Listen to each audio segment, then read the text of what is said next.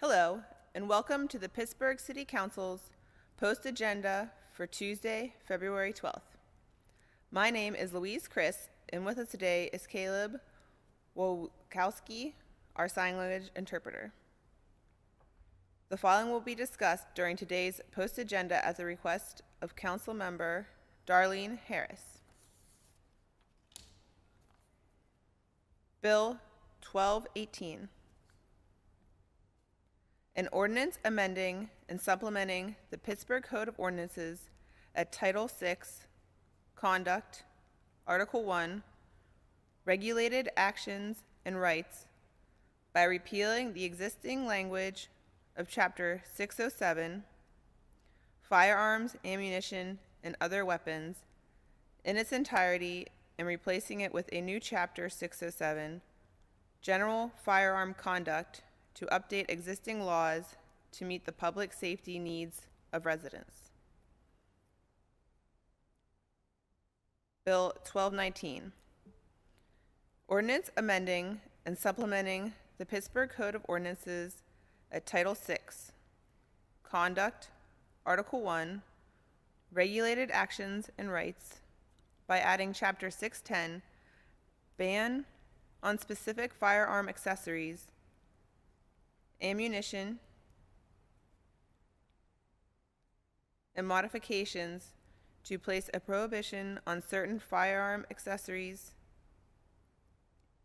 ammunition, and modifications. Bill 1220. Ordinance amending and supplementing the Pittsburgh Code of Ordinances at Title VI,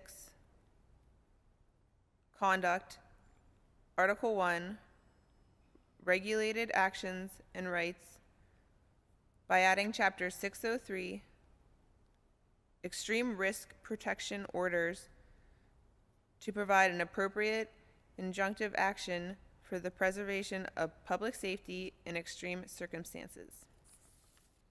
Thank you and have a wonderful day.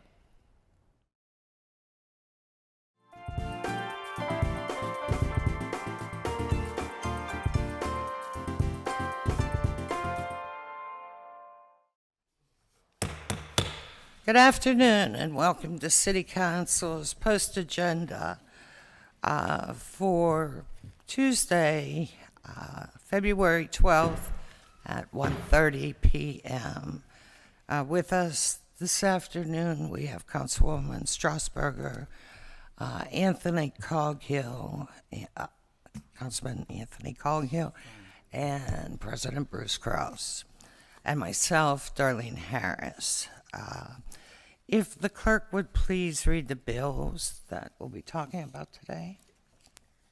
Bill 1218, Ordinance amending and supplementing the Pittsburgh Code of Ordinances at Title VI, Conduct, Article 1, Regulated Actions and Rights, by repealing the existing language of Chapter 607, Firearms, Ammunition, and Other Weapons, in its entirety, and replacing it with new Chapter 607, General Firearm Conduct, to update existing laws to meet the public safety needs of residents.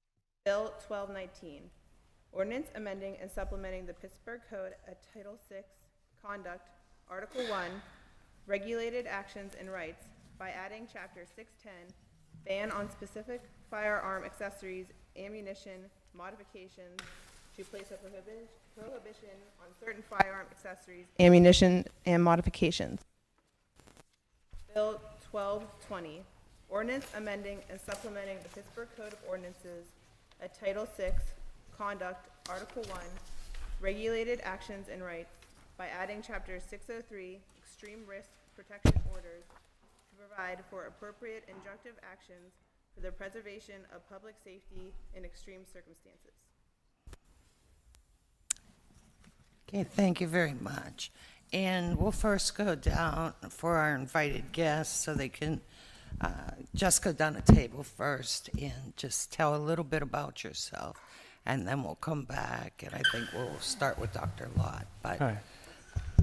Well, thanks very much for inviting me here. I greatly appreciate it. My name is John Lott. I'm president of the Crime Prevention Research Center.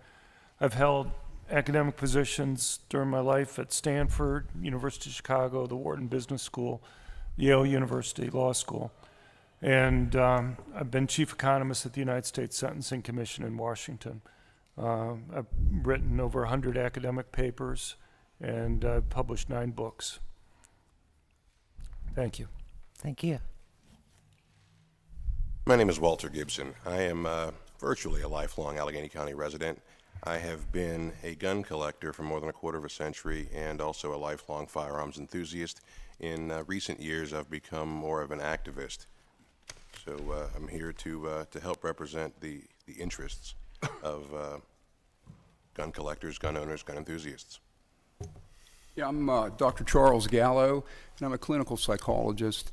At the beginning of my career, I worked in the state hospitals, and then spent some time working in the alcohol drug field, and then spent several years working in community mental health centers when we had the old base service units. That was a good while ago. And for the last 40 years, I've been in private practice. I'm the director of East Suburban Psychological Associates in Monroeville. We have a staff of around 20 therapists.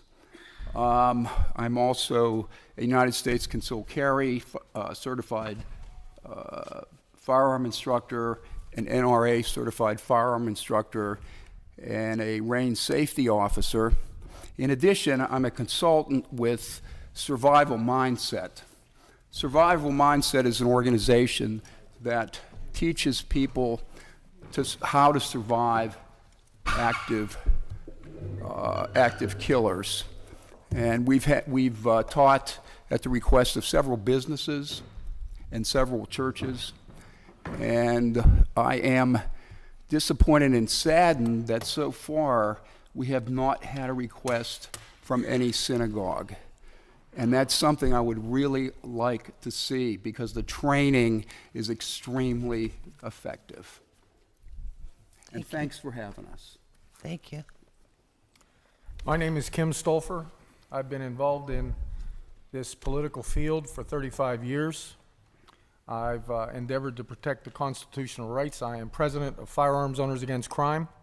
I am vice president of Pennsylvania Sportsmen's Association. I am a certified firearms instructor and training counselor with the National Rifle Association and the American Society of Law Enforcement Trainers. I'm a United States Marine who fought for this country, and a firm believer in the Constitution, the Bill of Rights, and the rule of law.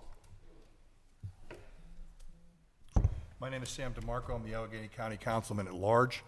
I'm here to represent the constituents here in Allegheny County. We currently have 127,000 concealed carry permits. The legislation today before us as written would criminalize those folks, and I'm here to take and talk about this stuff. Hello, my name is Ronald Wabi Jr. I'm a Deputy District Attorney in the Allegheny County District Attorney's Office. We were invited here to participate here today. I've been with the Allegheny County District Attorney's Office for over 20 years. Thank you. And we have one other guest that he is going to try to be here, a retired state representative and retired chief of police for the city of Pittsburgh. So I'm hoping that he comes. I think we are going to start out with Dr. Lott. He brought slides. Right. Thank you. And I'm sorry, Councilwoman Cale Smith had just come into the room, so I wanted to make sure that. Hi.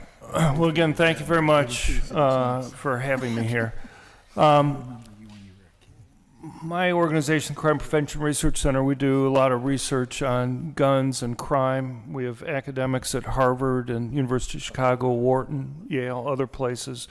And I'm just going to talk a little bit about some of the research that we've done on different issues.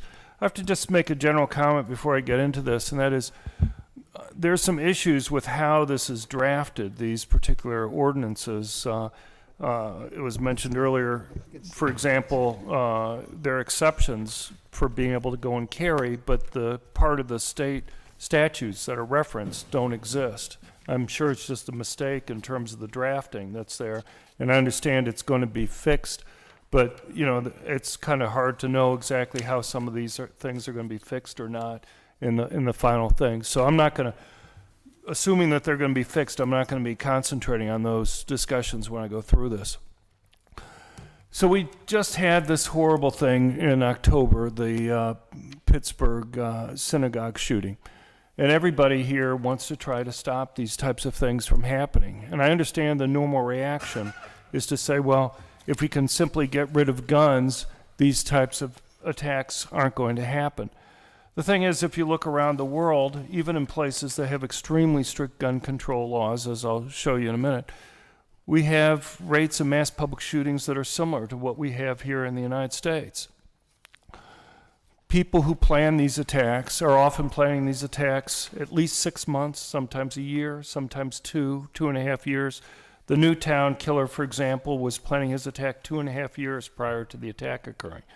And when you have people planning attacks that far in advance, it's very difficult to stop them from getting a hold of weapons or other things that they're going to be using to do these attacks. One thing that you see in terms of the motivation for these killers is it's very consistent. These people want to commit suicide, but they want to commit suicide in a way that's going to get the media attention. And they know that the more people they kill, the more media attention that they're going to get. You take something like the Newtown killer. He had actually graphed out for himself, looking at mass public shootings over 40 years, the relationship between the number of people killed in mass public shootings around the world and the amount of media attention that they got, essentially proving to himself that if he could kill more people than past attacks, he could go and get more media attention. And we'll talk more about this in a little bit, but the question is, what can you do to try to take away that gain that they have in their mind? And I would argue you essentially have to think of things, you know, it'd be great if we can identify these individuals beforehand, but what you find is that it's very difficult to identify these individuals beforehand.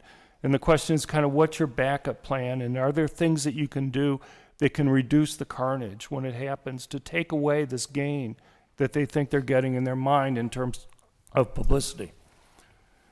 So I just want to briefly mention mass public shootings around the world. We've put together a database on mass public shootings from 1998 through 2015 using the traditional FBI definition of mass public shootings. That's basically 4 more people killed in a public place, not involving some type of other crime like a gang fight over drug turf or another type of crime like robbery.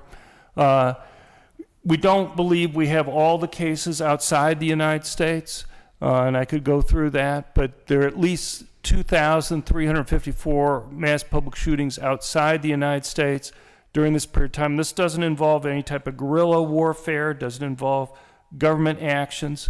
There were at least almost 5,000 shooters. Compared to the United States, over that period of time, there were 53 attacks and 57 shooters. The United States makes about 4.6% of the world's population, but we make up less than 1.1% of the mass public shooters, about 1.5% of the mass public shooting murders, and about 2.2% of the attacks. We have the data publicly so people can go through and look at the individual cases from around the world as well as showing the news stories for each one of the cases. Do we have a copy of this PowerPoint? Yes, be happy to. They have it there, and I'm sure they'd be happy to make. Just want to make sure we all get a copy. Sure.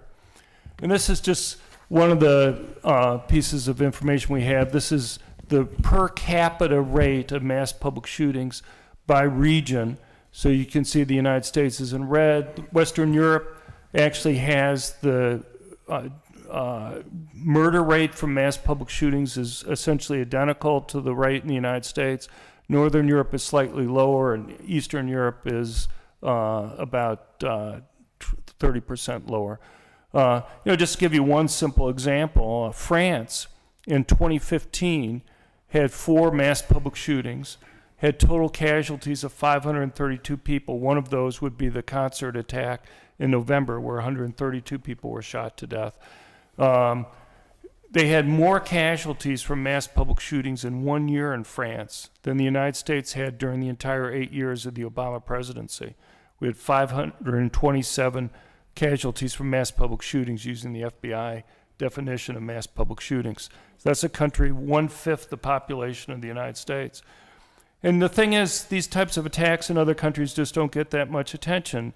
You may not know, for example, that there was a large school shooting in Russia at the end of last year at a technical college where 20 people were killed and 65 people were wounded. You may not know that the largest school shooting in history occurred in Russia in 2004, for example, where there are 385 people, children, kindergarten through 6th grade, shot to death. These are occurring around the world. When they occur, they usually get very brief news coverage in the United States, and it makes us think that the United States is somehow unique in terms of this. And obviously, many of these countries, like France, has bans on semi-automatic guns, all semi-automatic guns. So here we have an assault weapons ban that's being proposed here. AR-15, for example, you have a list of guns. The key thing here that you have to understand is that these are, quote, military-style weapons, where the key word is style. So if you have a small caliber hunting rifle that fires, 22.3 caliber bullets, that is the same as an AR-15. They look differently on the outside, but they fire the same bullets with the same rapidity, doing the same damage. If you're going to ban guns, it would make more sense to ban all semi-automatic weapons rather than banning a category of semi-automatics based on the fact that an AR-15 looks like an M16. Okay, it's not the same thing. It's not a military weapon. It doesn't have a fully automatic mode there. I mean, you have 3 types of guns. You have manually loaded guns, one pull of the trigger, you have to physically reload another bullet in the chamber to fire another round. Semi-automatic, one pull of the trigger, one bullet comes out, it automatically reloads, but one pull of the trigger and so on. And then you have fully automatic, where it will continue to fire as long as you have the trigger depressed. These weapons, the vast majority of guns sold in the United States are semi-automatics. They make it easier for people to kill others, but they also make it easier for people to defend themselves. If you are being attacked, you miss on your first shot, or if you have multiple people, you may not have the luxury of time to manually reload your gun, in that case, to use it defensively. And so, obviously, there are trade-offs that are there, but if it makes no sense, I would argue, to go and list guns by name when they're functionally equivalent guns that may not look as scary on the outside, but function in exactly the same way. There's been a lot of academic research by criminologists and economists that have looked at the assault weapons ban that we had federally as well as state.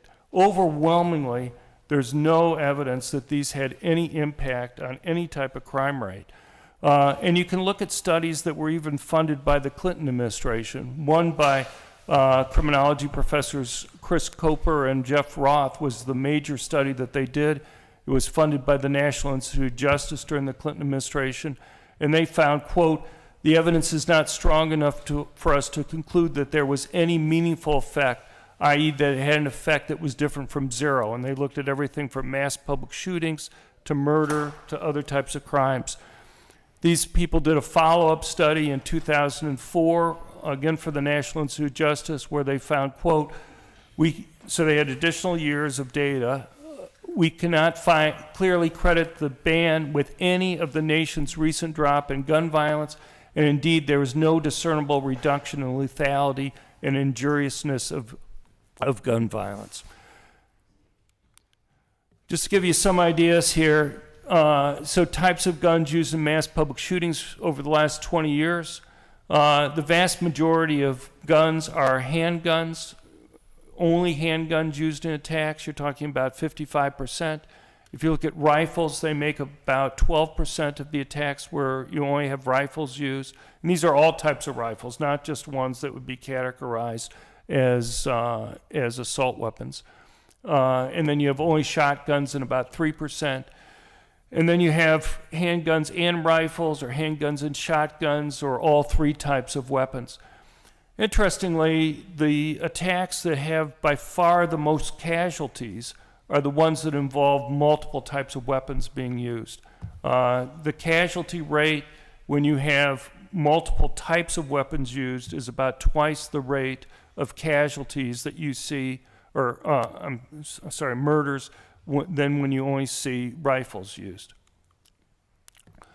One thing that's interesting is just the percent of mass public shooters who are seeing mental health care professionals prior to their attacks over this period of time. 42% were actually seeing mental health care professionals prior to, 58% were not. But the other thing that's interesting is that not one of these cases were the mental health care professionals who are seeing these individuals able to identify them as a danger to themselves or a danger to anybody else. You know, we talk about mental illness, and we're going to be talking about the red flag laws in a couple minutes. But, you know, it'd be great if we can identify these individuals beforehand. It's just there's a whole academic literature about how difficult it is to go and identify people who have mental illnesses as a danger to others. And one of the reasons why it is that people with mental illness actually tend to be less violent on average than the general population, and they tend to be more likely to be victims of violent crime themselves than the general population. Police One is the largest private organization of police officers in the country. They have about 450,000 members, 380,000 full-time active law enforcement, 70,000 retired. And I just briefly go through a couple survey questions that they've had of officers. What effect do you think a federal ban on manufacture and sale of some semi-automatic firearms, termed by some as assault weapons, would have on reducing violent crime? 71% of officers nationwide, and this is similar in other surveys, but other surveys of law enforcement are smaller in terms of sample size, said that it would have no effect. About 21% actually thought it would be detrimental. Do you think a federal ban on manufacture and sale of ammunition magazines that hold more than 10 rounds would reduce violent crime? 97% of police officers said that would have no effect. Just as an aside, before I go into this more, you know, when you talk about trying to control things like magazine size, you have to realize how simple of an item we're talking about here. They're a box with a spring in it. I've seen people stamp out and fold and put together a magazine in less than 2 minutes. You know, it's very difficult when you're talking about something that's that incredibly simple to put together to try to go and control access to people receiving. Now, one thing that you can't be anything but struck by when you're looking at these mass public shootings is the planning that goes into these attacks. And one of the things that you see frequently mentioned in any type of diaries or other statements that these killers make is the choice of target. And one of the things that go into the choice of target is picking areas where they don't believe people are going to have guns, or that the potential victims that they're going to be able to go after are going to have guns. If you look at mass public shootings since 1950, you're talking about 98% of the mass public shootings have taken place in those areas where general citizens have been banned from having guns. And you know, again, I mentioned the desire to commit suicide, but to do so in a way that's going to get them attention. I can go through, I mean, surely you guys have heard about many of these types of attacks. The Batman movie theater shooting attack in Aurora, Colorado. There were 7 movie theaters within a 20-minute drive of the killer's apartment. Only one of those movie theaters posted signs banning permitted concealed handguns. That's the one he went to. The Lafayette movie theater shooting in Louisiana. 6 movie theaters. He went to the one that posted signs banning permitted concealed handguns. You look at the mall shootings in Omaha, Nebraska, 8 enclosed malls. Only one of the enclosed malls had signs banning permanent concealed handguns. It was the mall furthest from his home. That's the one he went to. Kansas City mall shooting, a similar story. Salt Lake mall shooting, similar story. Oregon mall shooting, similar story. You know, at some point when you look at these things, even if you ignore the explicit statements that these killers make, you can't come away with thinking about these things being random in any type of way. The Batman movie theater shooting, there were 7 movie theaters showing the premiere of the Batman movie theater. He didn't go to the movie theater that was closest to his home. He didn't go to the one that had the largest auditoriums. He went to the only one that posted signs. If you read his manifesto that he had there, his first target was going to be an airport. He investigated, saw that they had armed security that was there, and he decided not to go there because of that. And I could go on and talk about many of these cases that are there. If you, again, survey of the police, considering particulars of recent tragedies like Newtown and Aurora, what level of impact do you think legally armed citizens could have made? Choose the statement that you feel is most accurate. 80% of police officers think that casualties would likely have been reduced if you had allowed citizens with concealed carry permits. Another 6% said that it's possible it could have been eliminated altogether 6% of whom? Who answered? of the police officers. It's the same Police One survey that I was referring to earlier. In the other sources, you have those listed somewhere? I'm sorry, I just wanted to know. I think the councilwoman was questioning the sources of your data. You don't identify the sources of your data. Yeah, I do. This is the Police One survey that I was talking about. That's what I was referring back to. And that's for all this information? No. This is a Just the survey, the officer survey. I want to be Right, clear. sure, no, I understand. The survey of the officers is Police One. There's other surveys of police officers I could show you. The reason why I'm not going to take an hour going through this, I'm going through the Police One because it's by far the largest survey of police officers that have been done. And this is a survey, it was published in Regulation magazine, of economists and criminologists who have published peer-reviewed academic research in academic journals. And they were asked this particular question: are gun-free zones, area where civilians are banned from having guns, more likely to attract criminals than to deter them? For economists, if you kind of force people to make a decision, you have 83% said that gun-free zones attract mass public shootings. 17% said no. With regard to criminologists, it was much closer, but 50% said that it attracted them. 51% said it attracted them. 46% said no. Now, just one question, I think, since we're talking about guns, that I think helps crystallize this, though it applies for other types of gun control laws, and that is, can you name one place in the world that's banned guns and seen murder rates go down or even stay the same? Whether you're talking about banning all guns or all handguns, every place in the world, whether it be places like Washington, D.C. and Chicago in the United States, or whole countries, every single time where we have data both before and after the ban, murder rates have gone up. And they've often gone up by very large amounts. In the case of Washington, D.C., you can go and see this is D.C.'s murder rate relative to the other 50 largest cities in the country. Their murder rate was falling relative to the other countries prior to the handgun ban that went into effect in February 1977. It went up afterwards relative to those cities. You can see in Chicago, relative to the largest 10 other large 10 cities in the country, their murder rate was falling in the years prior to the ban, which went into effect in November 1982, and was rising after that. And we can look around the world. Now, one objection that people have to looking at places like Washington, D.C. and Chicago is they say it's not a fair test because criminals could go and get guns from the rest of Illinois or from Indiana or from Washington, D.C. and Chicago. And so they would say that unless you ban guns every place in the country, you can't expect it to work.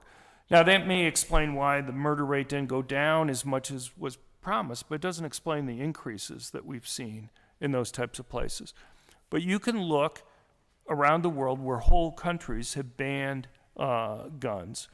And I'm just going to show you some numbers from island nations, which in some sense would be the ideal experiment that you would have there, because you have no obvious neighbors that you can go and blame. And what you see, here's Ireland. Their gun ban went into effect in January 1972. You can see the changes in their murder rates before and afterwards. Now, a lot of this increase, particularly in the latter part of the period, is drug gang related. You can see here in Jamaica, Jamaica's gun ban went into effect in January 1975. Prior to 75, Jamaica's murder rate was almost identical to the murder rate in the United States. Afterwards, you can see the large increase that occurring right at that point in time. Now, the first spike there is largely political violence, and the particularly high levels at the end are drug gang violence again. But, the point is that gun bans haven't stopped people from being able to get guns. And even if you eliminate those two periods, the remaining period is still much higher. One thing that most people don't appreciate is how much violence in the United States is drug gang related, and how difficult it is to go and stop drug gangs from getting a hold of illegal drugs to go and sell. If I were to go, the major source of illegal drugs in the guns in the United States are drug gangs. If I were to click my fingers right now and cause all illegal drugs to disappear from the United States and all guns, how long do you think it would be before illegal drugs started coming back into the United States? If I lived in a place like El Paso, 20 minutes? How long do you think it would be before they'd start bringing in guns to protect that valuable property? They'd bring them in at the same time. It's not like drug gangs can go to the police and say, this other gang stole our drugs. Can you help us get them back? They have to go and essentially have their own military to protect that valuable property. You look at a country like Mexico. I had to testify before the federal Senate and House about a year ago. They have had one gun store in Mexico since 1972. The most powerful rifles that you can buy in Mexico are 22 caliber guns. These are not the weapons that the drug gangs use. And yet Mexico regularly has a homicide rate that's about 5 times higher than what we have here in the United States. The drug gangs, just as they bring in drugs from the rest of the world, bring in the weapons that they need to go and protect that valuable property that they have there. Here's the UK. Their handgun ban went into effect in January 1997. In the next 8 years, their homicide rate rose by 50%. It then fell after that, going back down to what it was beforehand. But that was only because they had a 14% increase in the number of police officers within a 2-year period, an 18% increase in the number of police officers over a 4-year period of time. And that is basically what caused it to go back down. There's a simple point here. We have to be careful when we pass gun control laws that we don't primarily disarm law-abiding good citizens. The reason why every time in the world where you ban guns that you see an increase in murder rates is because if it's primarily law-abiding good citizens who obey the laws, not the criminals, even if you reduce the guns for the criminals somewhat, if it's mainly reducing it for civilians, you make it easier for the criminals to go and commit crimes. And I just want to finish up by talking about the red flag laws. The interesting thing when I was reading this, the proposed red flag bill that ordinance that you have, is it wouldn't have stopped Robert Bowers he wouldn't have been caught in this. He hadn't done any of the things, hadn't committed any crimes previously, didn't have any DUIs that he'd been arrested for, or any of the other things that you listed there. The same thing's true in Florida. Nicholas Cruz, he wouldn't have been caught by the red flag law if it had been in effect there. The police that had visited his house 93 times or 39 times didn't even take him in for questioning in any of the times that they visited his place. In Florida, it would have been up to the police to go and institute the red flag provisions that were there. And I'll just also mention many and possibly almost all the determinants that you have in your thing for instituting this extreme risk protection orders already make it illegal for one to have a gun. So I'm not really sure what the point that's added. One final point that I'll make is that you all, if you compare your ordinance to what's in effect in the 14 states that already have red flag provisions, you have by far the lowest standards for taking away people's guns. And what you have here, if you look at state laws, the lowest standard for having, after you have a hearing, for taking away somebody's guns is the preponderance of the evidence. What you all have in this case is, let's see if I can just remember here, is probable cause. And for termination of it, again, the other states, the lowest, most of them have clear and convincing evidence that the person's a danger to either get the extreme risk protection order, hearing, or to maintain it. You've almost reversed this, because what you are saying, clear and convincing evidence that the person is not a danger.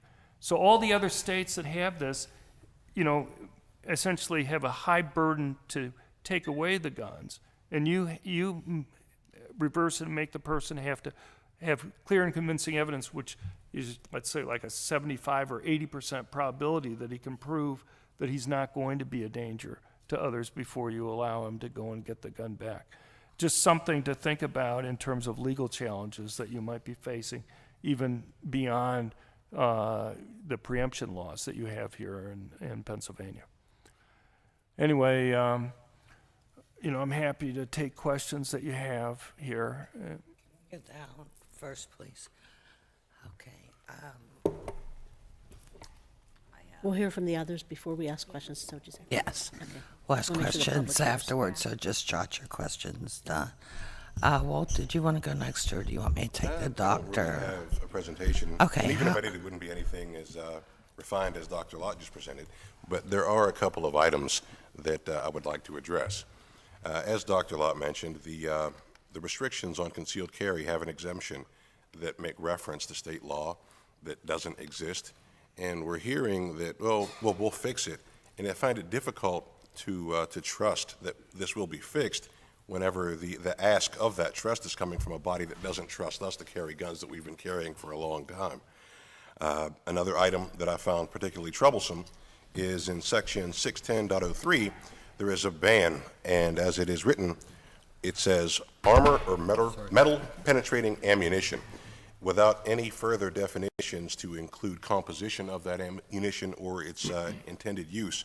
The problem that I have with this is that virtually every hunting rifle caliber would qualify as armor or metal penetrating ammunition.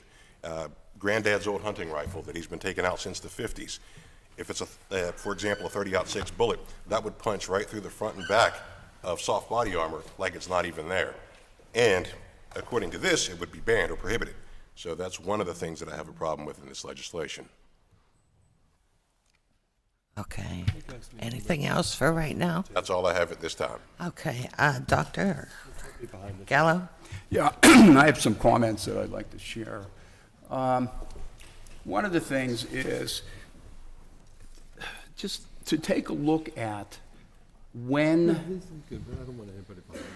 gun control bills like the ones that are proposed here are brought up or put into place. What's the context of that? Well, almost all the cases, these follow a tragic incident. We have the tragic situation in Squirrel Hill. that generated the idea of passing these laws. Now, when an incident like this happens, and there's injuries and a loss of innocent life, it affects us. It affects us emotionally, has an emotional impact. And there is a grief reaction. And I'm sure all of you have heard of Elizabeth Kubler-Ross, who has designated stages in grief. She put these together in the early part of my career, but at this point, most people are familiar with this. And the first stages are denial, anger, bargaining. Those are stages in which a person's body is flooded with stress hormones. When there's a lot of anger. And when this happens, the part of your brain, the forebrain, that does the thinking, the critical thinking, the evaluating, being able to step back and take a look at things objectively, actual facts, that's not functioning really well. So basically what happens is these types of laws, in almost all cases, are generated in a flood of emotions, in grief and in anger. And the anger attempts to find a place to go. And it's interesting, it doesn't go to the perpetrator. Where does it go? It goes to an object. And it's like if we get rid of this object, everything's gonna go away. And we have seen clearly that gun control laws do not work. We just heard Dr. Lott's extensive presentation that he showed data for that.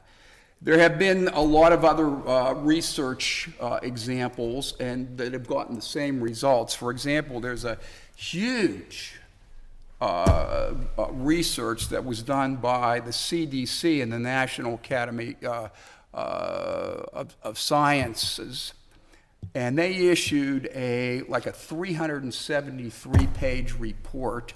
They looked at 80 different gun control measures all over the world. And these two organizations are traditionally anti-gun organizations. And yet, what did they find?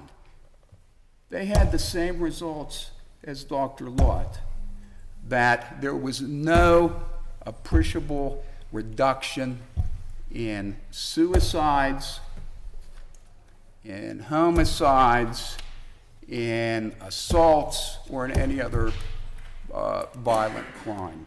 These laws don't work, and as I said, one of the main reasons, as far as I see, that they don't work is because they're not generated from stepping back and actually looking at the facts. They're generated as, we've got to do something about this. We have to stop it. These things that happen are so terrible that we just want it to stop.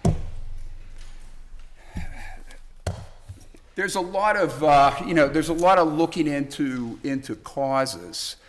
Dr. Lott brought up the issue of mental illness, and as he said, the overall violence rate in those with a diagnosed mental illness is extremely low. It's like 3 to 5%.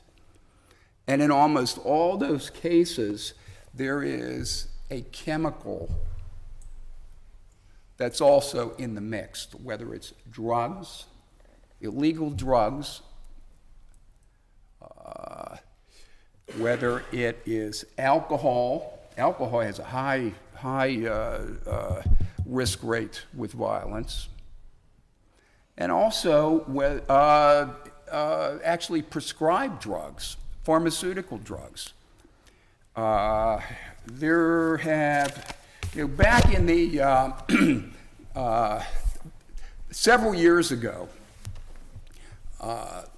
psychotropic drugs, SSRIs, were began to be prescribed to adolescents. And after this was done for so many years, what people noticed is there was a really increased incidence of suicides in adolescents who were taking the drugs. So there was work with the FDA, and to get the FDA to issue a black box warning is extremely difficult. You basically have to show cause. It's not probable cause that's required here. You have to show cause and effect. And the FDA did issue black box warnings for SSRI drugs and said that it's associated with increased suicide, increased aggressiveness, psychosis at times, and increased violence. And there's actually, there's one psychiatrist by the name of Peter Breggin who has looked into this really extensively, and what he found is not only in adolescents, but also in adults, that within a certain population, the drugs trigger violence. His practice at this point is specialized in helping people withdraw from these particular medications. The book that he's written, and he has all these case studies, is called Medication Madness, if any of you are interested in taking a look at that. It's Dr. Peter Breggin, Medication Madness. And while, there's a lot of individuals that are helped by the judicious prescribing of psychotropic medication, problem is there's not a lot of judicious prescribing. They're handed out, and they do have this effect of in a certain population causing increased violence, suicide, et cetera, et cetera. And if you have, even if it's a small population, you have 40 million people on drugs, and it's only like 5%. What's 5% of 40 million? That's a lot to be out there at risk like a Russian roulette. So, that's an area that does need to be looked at, and there's an aversion to looking at it because psychotropic drugs has become a real cornerstone of mental health treatment. That's actually one of my issues with the way current mental health treatment goes, is that psychotropic drugs are used as a first-line treatment. There are many. We're a non-drug practice, by the way. We don't prescribe drugs at our practice. In certain situations, we will refer to a prescriber. But there are a lot of non-drug treatments that are very, very effective. Some of the other causes, Dr. Lott again mentioned media.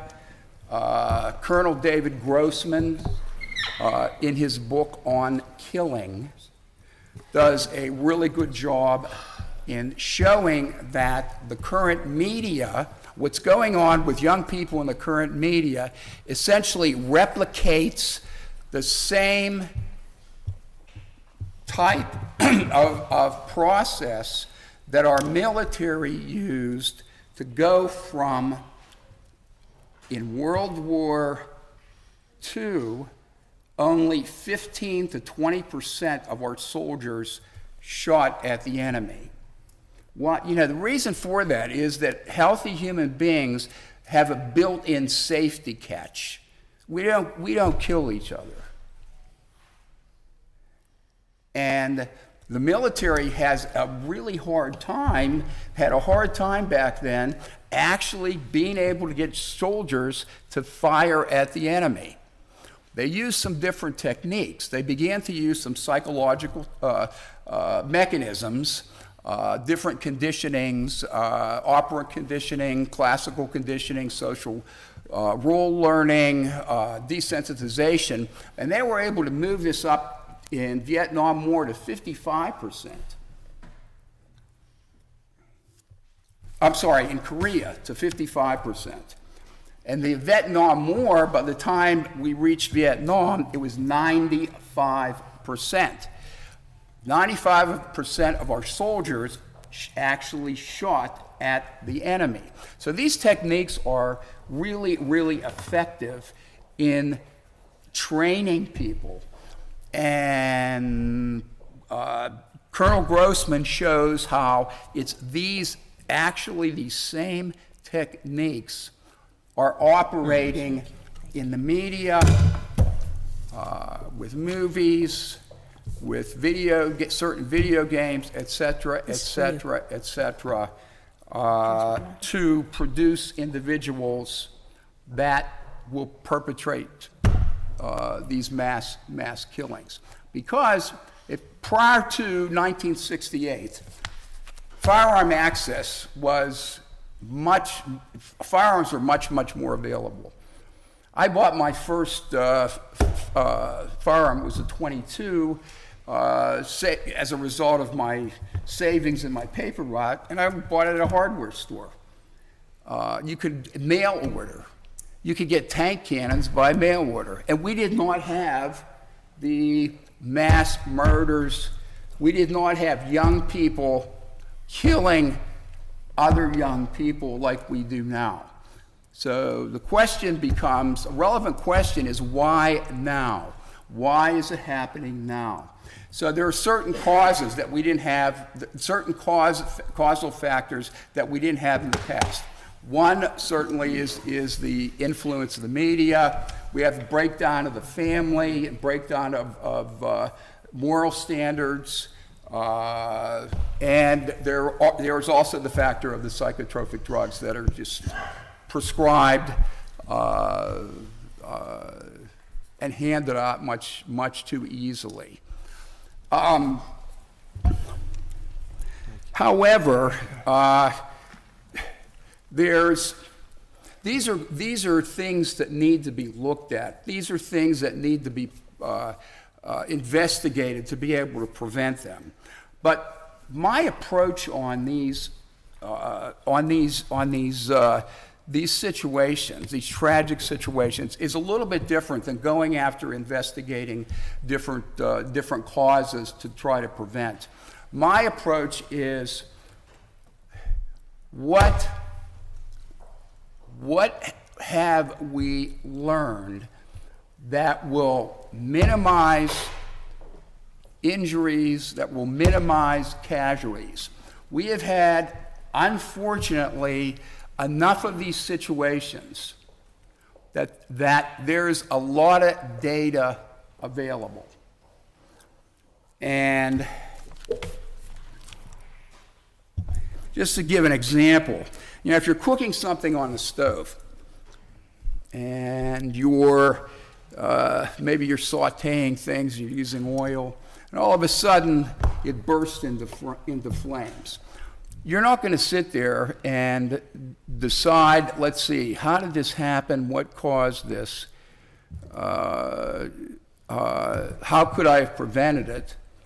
What you're going to do, hopefully, is you're going to grab a fire extinguisher and put it out and make yourself safe.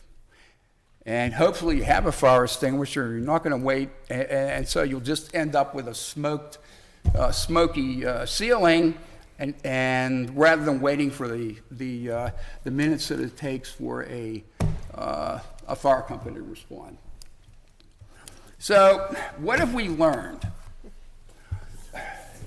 Back in the 1950s, if you went to your family physician and said, I want to learn closed heart massage, what would they tell you? They tell you, what? Go to medical school. Go to medical school.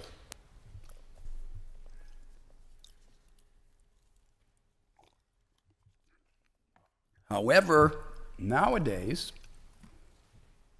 we have CPR. I'll bet if I asked for a show of hands, most all of you could do CPR. And on top of that, we are also receiving training to use AEDs, defibrillators. You know, and back many years ago, where did you only saw defibrillators used in the hospital by professionals. Or if you were watching a medical show on TV. Claire. Nowadays, people use AEDs and do CPR. Why is that? Why is that? The reason is that it was discovered that lives could be saved by the response of people on the scene. And you didn't have to be a professional. You didn't have to be a medical doctor, an EMS. You can be a regular person who could effectively save a life. And lots of lives have been saved as a result of CPR. Now, this is very similar to the kinds of information and the actual facts that we've learned in these mass killing situations. What is the killer? It's not the gun. The killer is time. The killer is time. A person, there are 3 to 4 murders each minute. And the best law enforcement is, even if they're there in 4 minutes, which is really quick, it's usually around 9 minutes. And then they have to decide what their plan is, how they're going to do. And meanwhile, the killings are going on.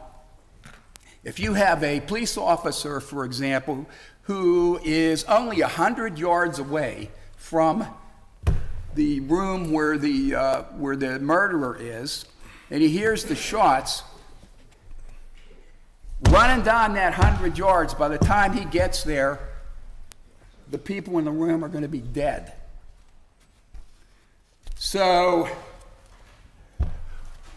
what's been shown is that victim response is the most critical factor in minimizing casualties or eliminating casualties. You have a situation at Virginia Tech, for example, and that in some rooms, the teacher and the students just huddled under desks or huddled in a corner of the room, praying for the cavalry to come. Guess what happened? Every person in there was killed. You have other rooms in which these individuals actually fought back. What did they do? And they didn't have firearms. What they did is they barricaded the doors with everything that they had. They had things in their hand ready to throw if the person came through. And guess what? Zero casualties. Victim response is the most critical factor in saving lives.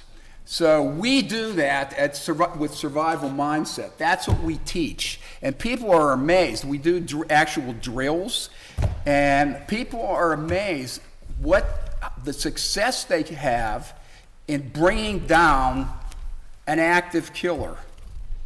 So, you know, my takeaway from this is that if you want to save lives, and we all do, life is precious.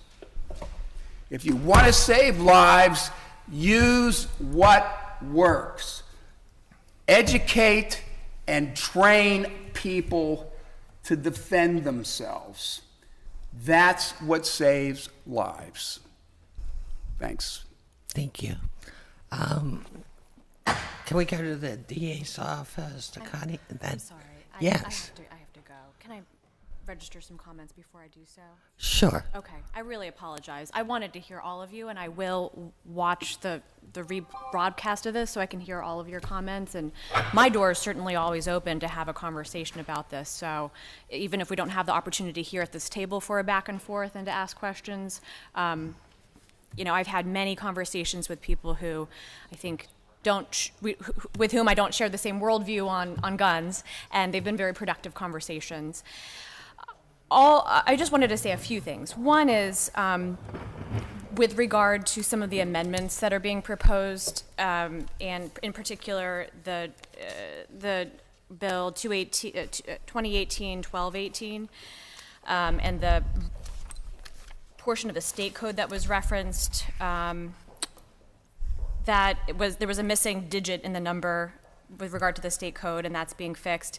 In addition to that, it would change it so that what was unintentionally restricting people who are legally allowed to, you know, conceal carry, that would go away. It would now, the section would not apply, I'm looking at the proposed amendments right now, section would not apply to any person specifically enumerated under 18 PS section 6106B. So hopefully that takes care of the point that you were gonna make, Councilman, and that was referenced earlier, that those already legally able to conceal carry under state law would still be able to under this law.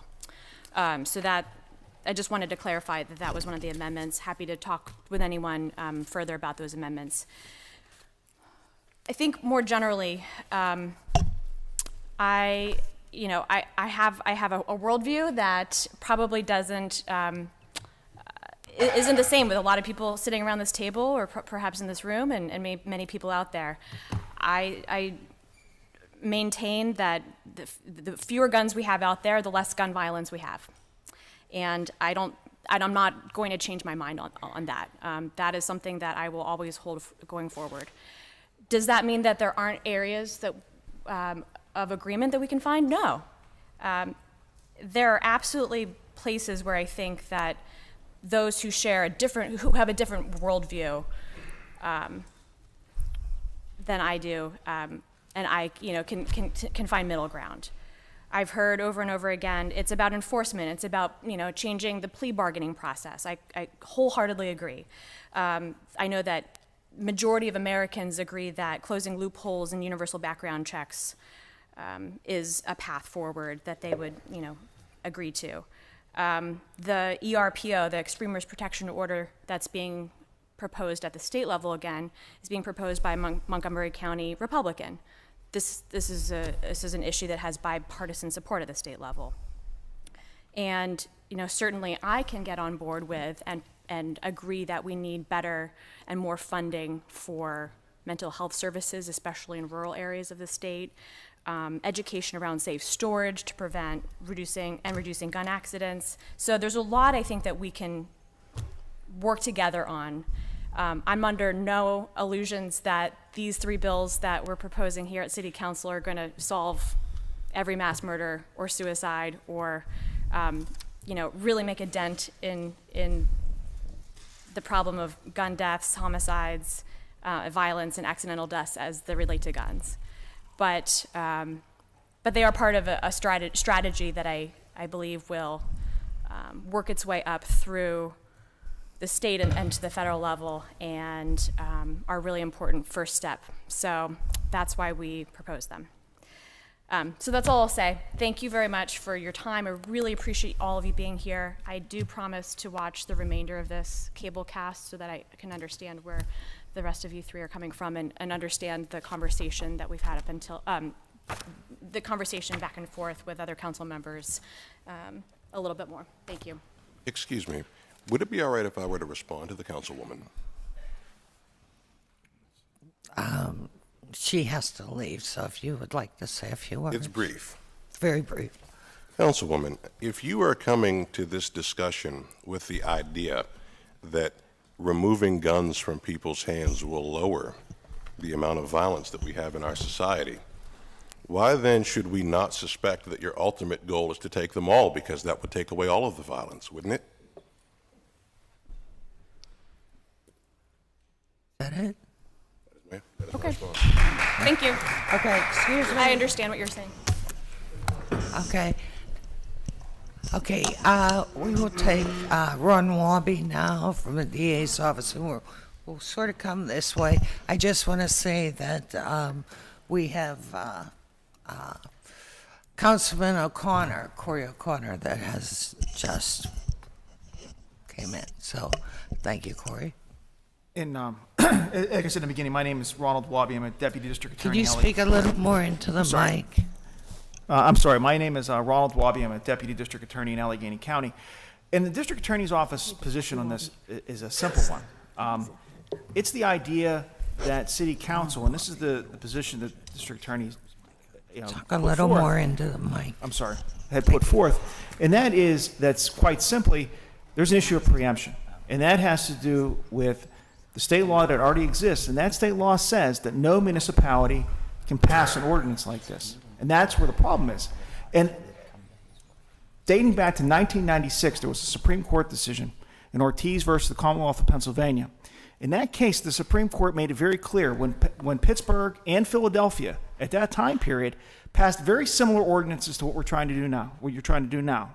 In fact, it was the earlier version of 61, I'm sorry, I forget the exact number. It was the earlier version of that, and a similar law in Philadelphia that were passed by Philadelphia. And the city of Pittsburgh joined that lawsuit to enforce their ability to pass such legislation. And the Supreme Court of Pennsylvania concluded that that it could not be done due to that presumption. And what the Chief Justice at the time, Chief Justice Flaherty, stated was that because the ownership of firearms is constitutionally protected, its regulation is a matter of statewide concern. The Constitution does not provide that the right to bear arms shall not be questioned in any part of the Commonwealth except Philadelphia and Pittsburgh, where it may be abridged at will, but it shall not be questioned in any part of the Commonwealth. Thus, regulation of firearms is a matter of concern in all of Pennsylvania, not merely in Philadelphia and Pittsburgh. And the General Assembly, not the City Council, is the proper forum for the imposition of such regulation. And since that time period, there have been multiple Commonwealth court cases, all from Philadelphia and other parts of the state, that have all attempted to pass similar types of legislation, and they've all been struck down. And that is the concern of the District Attorney's Office, in the sense that you may be embarking on a futile attempt to change the law where the state could step in and change it. And as the councilman mentioned earlier, there were multiple different legislations that have been passed recently, or at least attempt to be passed, that will accomplish exactly what the city is attempting to do. For example, that red flag law was out there for the governor to sign, and still hasn't happened. There's other legislation that's out there, and I think even now the state legislature is moving forward with attempts to pass legislation that would accomplish what the city is trying to do. Our position is that they're preempted by state law, and that is the reason why we've got into the fray and mentioned this to the city council, and we told Councilman O'Connor that because of that reason. We want to make sure the city doesn't embark on something it can't do for the best reasons that they want to, and that is to regulate or prevent these type of tragedies. However, this isn't the proper forum to do it. The state level is. Thank you. Councilman? Thank you, Councilwoman Harris, and thank you, council members O'Connor, Coghill, and Cal Smith. As I shared with you before when I spoke at the public meeting, sitting in a similar role as you do, I understand the challenges that face you.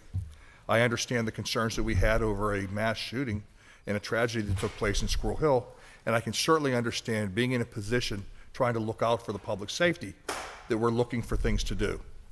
I just don't think, as I shared in my testimony, that this is the right answer.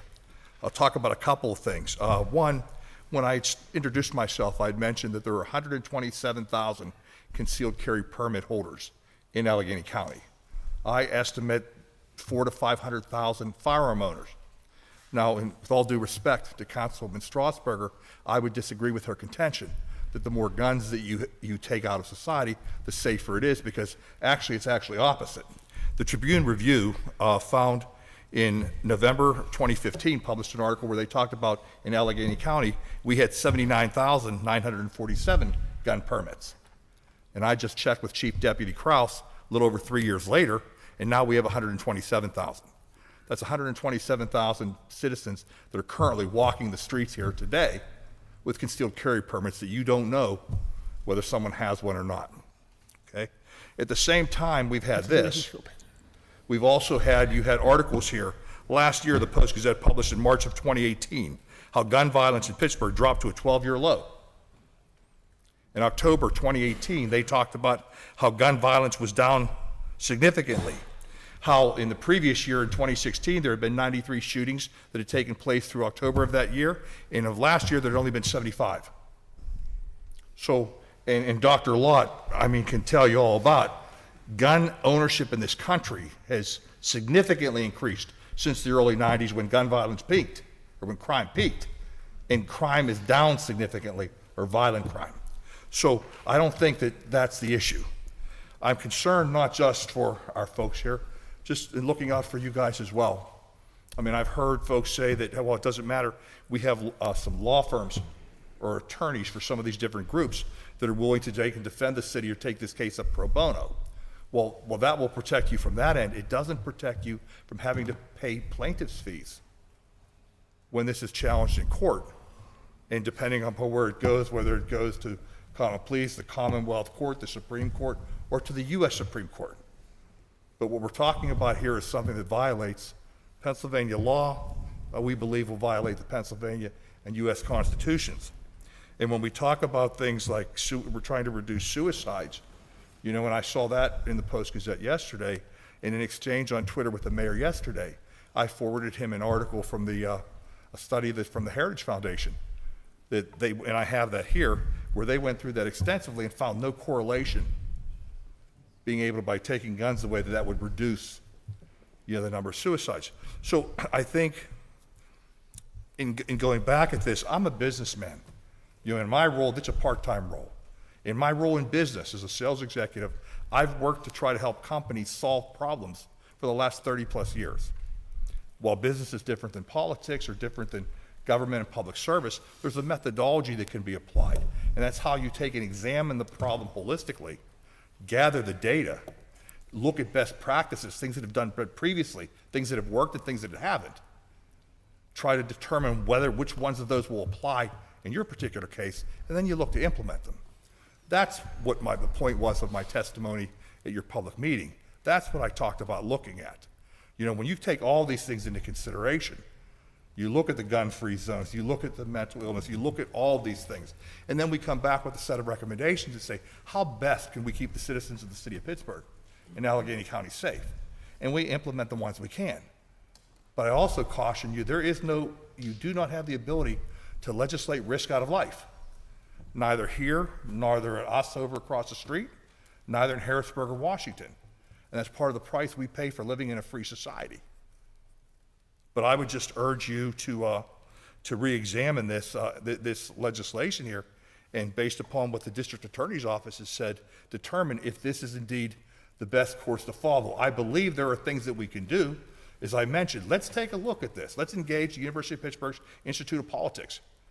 Let's bring a commission of law enforcement, public safety, mental health experts together and examine the things I'm talking about and come back with a report to everybody on potential solutions or things that they can implement. I just don't believe trying to restrict someone's rights You know, and again, folks will say, well, no one needs something to defend themselves. Who is anybody to tell me what I need to defend myself? Because as we've seen through prohibition, through the war on drugs, if somebody wants something, they'll find a way to get it. You know, and criminals, if you go back to I think it was 1986, the FBI had a big shootout down in Miami where a number of agents were killed. At that time, they realized that their agents were out-armed by the criminals, and that started them up-arming themselves, and that's what created the .40 caliber. You know, and the firearms that started that moved through law enforcement. So criminals are going to get the guns. You can't take away from the citizens their ability to be able to defend themselves with similar arms. So thank you very much for your time. Thank you. And let's see where we're at. Kim, would you like to go? My name's Kim Stolfer. The first thing I'd like to do is thank Councilwoman Harris for putting this together and council for being here. And I'd like to start with something that occurred when I had 2 boys in school. Because my wife would cringe when they went in and the teachers talked about our Constitution. America is not a democracy. America is a constitutional republic. And having been involved in politics for 35 years, I think that's an important distinction that everybody running for office should have to go to school for. Why is that? Because my rights are not subject to any dictates from any of you. Period. Why is that? Because of the rule of law. That's when a man with a badge, like this gentleman over here, comes over and puts me in jail when I do something wrong. Laws established by representatives. But Article 1 is the Pennsylvania Bill of Rights. That says, the right of the citizen to bear arms in defense of themselves and the state shall not be questioned. Now, I brought friends home in body bags who stood up for that right, who says in Article 1, Section 25, that right that we have delegated to high powers here shall forever remain inviolate. So I'm not going to ask you for input. I'm going to ask you when you go home to think about your place in life. You have an obligation, taking the oath that myself and my friends took, to stand up for the Constitution and not to violate it. And I'm very passionate about that. I'm also passionate about government being accountable.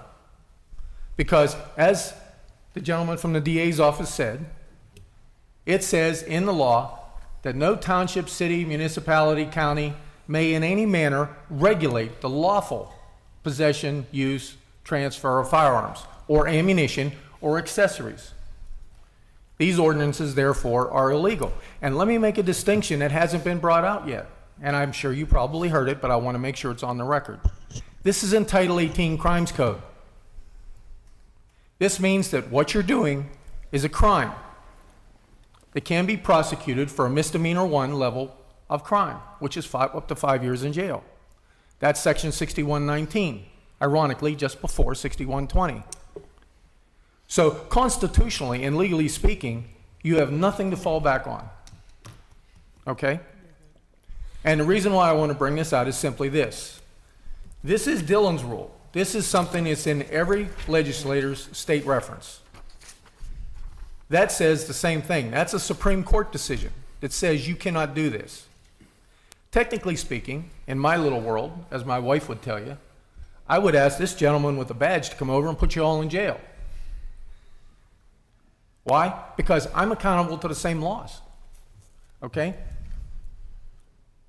But I want to digress a little bit. The history of Pennsylvania's preemption law goes back to 1974, when elected representatives, after the Constitutional Convention in Pennsylvania in '68, were passing a bunch of laws relating to the firearms ownership at the local level. So the legislature passed the preemption law. I didn't get involved in politics until 1986 when I saw the shenanigans in DC. So fast forwarding to then, and into 1991 when Governor Casey tried to ban what he called semi-automatic assault weapons, which included pistols, by the way, under his view, the state continued to reinforce the preemption law that was House Bill 187 in 1983. Why am I mentioning that? Because I helped write it. I have a long history of being involved in politics. I've written law and legislation. I know what the intent of the legislature is. This whole effort is not only doomed to failure, but it's political demagoguery at its height. The Supreme Court has answered, as the representative from the DA's office has said, in the Ortiz decision, but let's be clear. What hasn't been brought up is a consent decree when the Pittsburgh assault weapon ban was brought to the Court of Common Pleas. You were all told, or this council was told at the time, that it was illegal for you to do this in front of Judge Joe James, and the consent decree that you signed said you would obey Pennsylvania firearms law in perpetuity. I was involved in that. Professor Preston Covey from CMU was our plaintiff. You all were the defendants. You lost. You're ignoring the consent decree. Now, I doubt that the council could say in an ordinance of any kind that if we have to balance the budget, we're going to go over to one of the local banks and rob it because we need extra funds. You're accountable to the law. But more than that, Dr. Lott and the rest of the testifiers have talked about the efficacy of these laws. But I'd like to look at it from a different perspective. We know gun control is a failure. We know it gets people killed. So in my world, again, I'd like to know, do the people supporting this consider the fact that they will be accessories to the additional crimes of murder, violence that occurs if this passes and is upheld by the courts? You want to be part of that? Because when you sit and you look at it, virtually every police officer that's been killed because of a criminal action has been killed by a criminal who should have been in prison, and the gun charges we now have were plea bargained away, and nothing was done.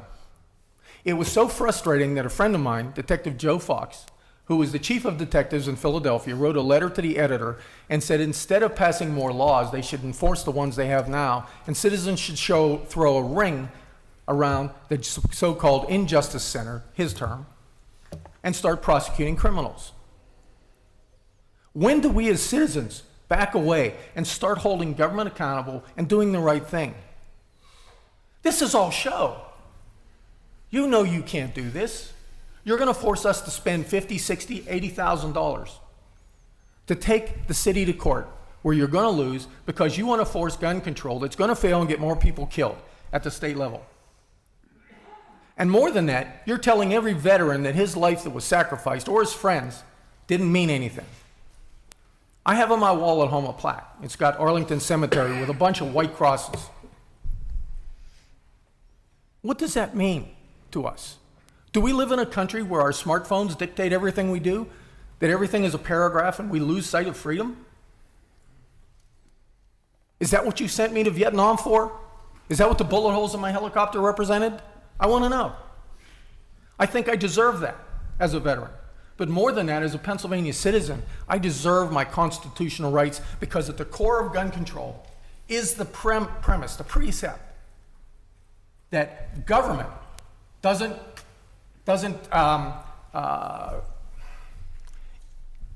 covet my right to exercise my freedoms. You don't protect those freedoms for me. You want to hold me responsible for what the monsters in synagogue shootings do, what the monsters in Philadelphia do.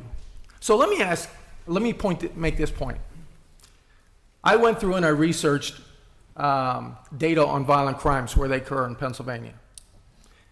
Of the 6 biggest cities in Pennsylvania, they have 13% of the population. They have 52% of the violent crime. Do you think maybe that's an area where you could get experts like Dr. Lott to look at it and say, what are the cities doing? What are the courts in those cities doing? Wrong. Do you want to fix the problem? My whole life has been built up around being a mechanic. I fixed helicopters, I flew in them, some friends of mine died in them. I worked on vehicles. If it rolls, I can fix it. I live by a service manual. I live by the facts. I live by science. That's why I'm here. But I look at things through a different lens. And I think all of you have to too, because you have a solemn responsibility. You're the representatives of the people. You're the guardians of our Constitution, not the trashers of it. What do you say to the people when you see them on TV, walking in uniform, to the police officers? What do you say to them? They're on the front lines. I think that's critically important. I think we need to answer that as people, because we run for office and we don't know what the Constitution means. There is no constitutional scholar or education. So let's talk a little bit about another area. Here, this is from the Pennsylvania House of Representatives. This was just last year, okay? It's a finding on guns for the Judiciary Committee.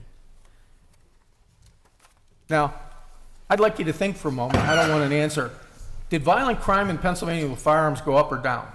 Because I hear a bunch of times in the media that we have an epidemic of firearms violence. Do we?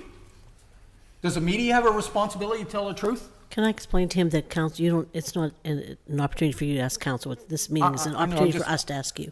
I'm just asking you to think. So if you're wondering why we're not responding, I don't want the public to. I think he's asking us to think. If you're asking rhetorical, Yeah, rhetorical. You have to put the microphone up closer to your mouth. Okay. My wife says I have a big mouth anyway, so sorry. But this document was prepared, and what it shows is firearms ownership in Pennsylvania doubled from 2006 to 2016.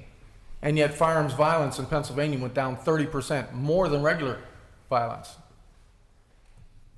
So what is this supposed to fix here in Pennsylvania? How much more would it have gone down if we focused on criminals and put them away for the 5-year mandatory that Allegheny County Court of Common Pleas judges don't want to use?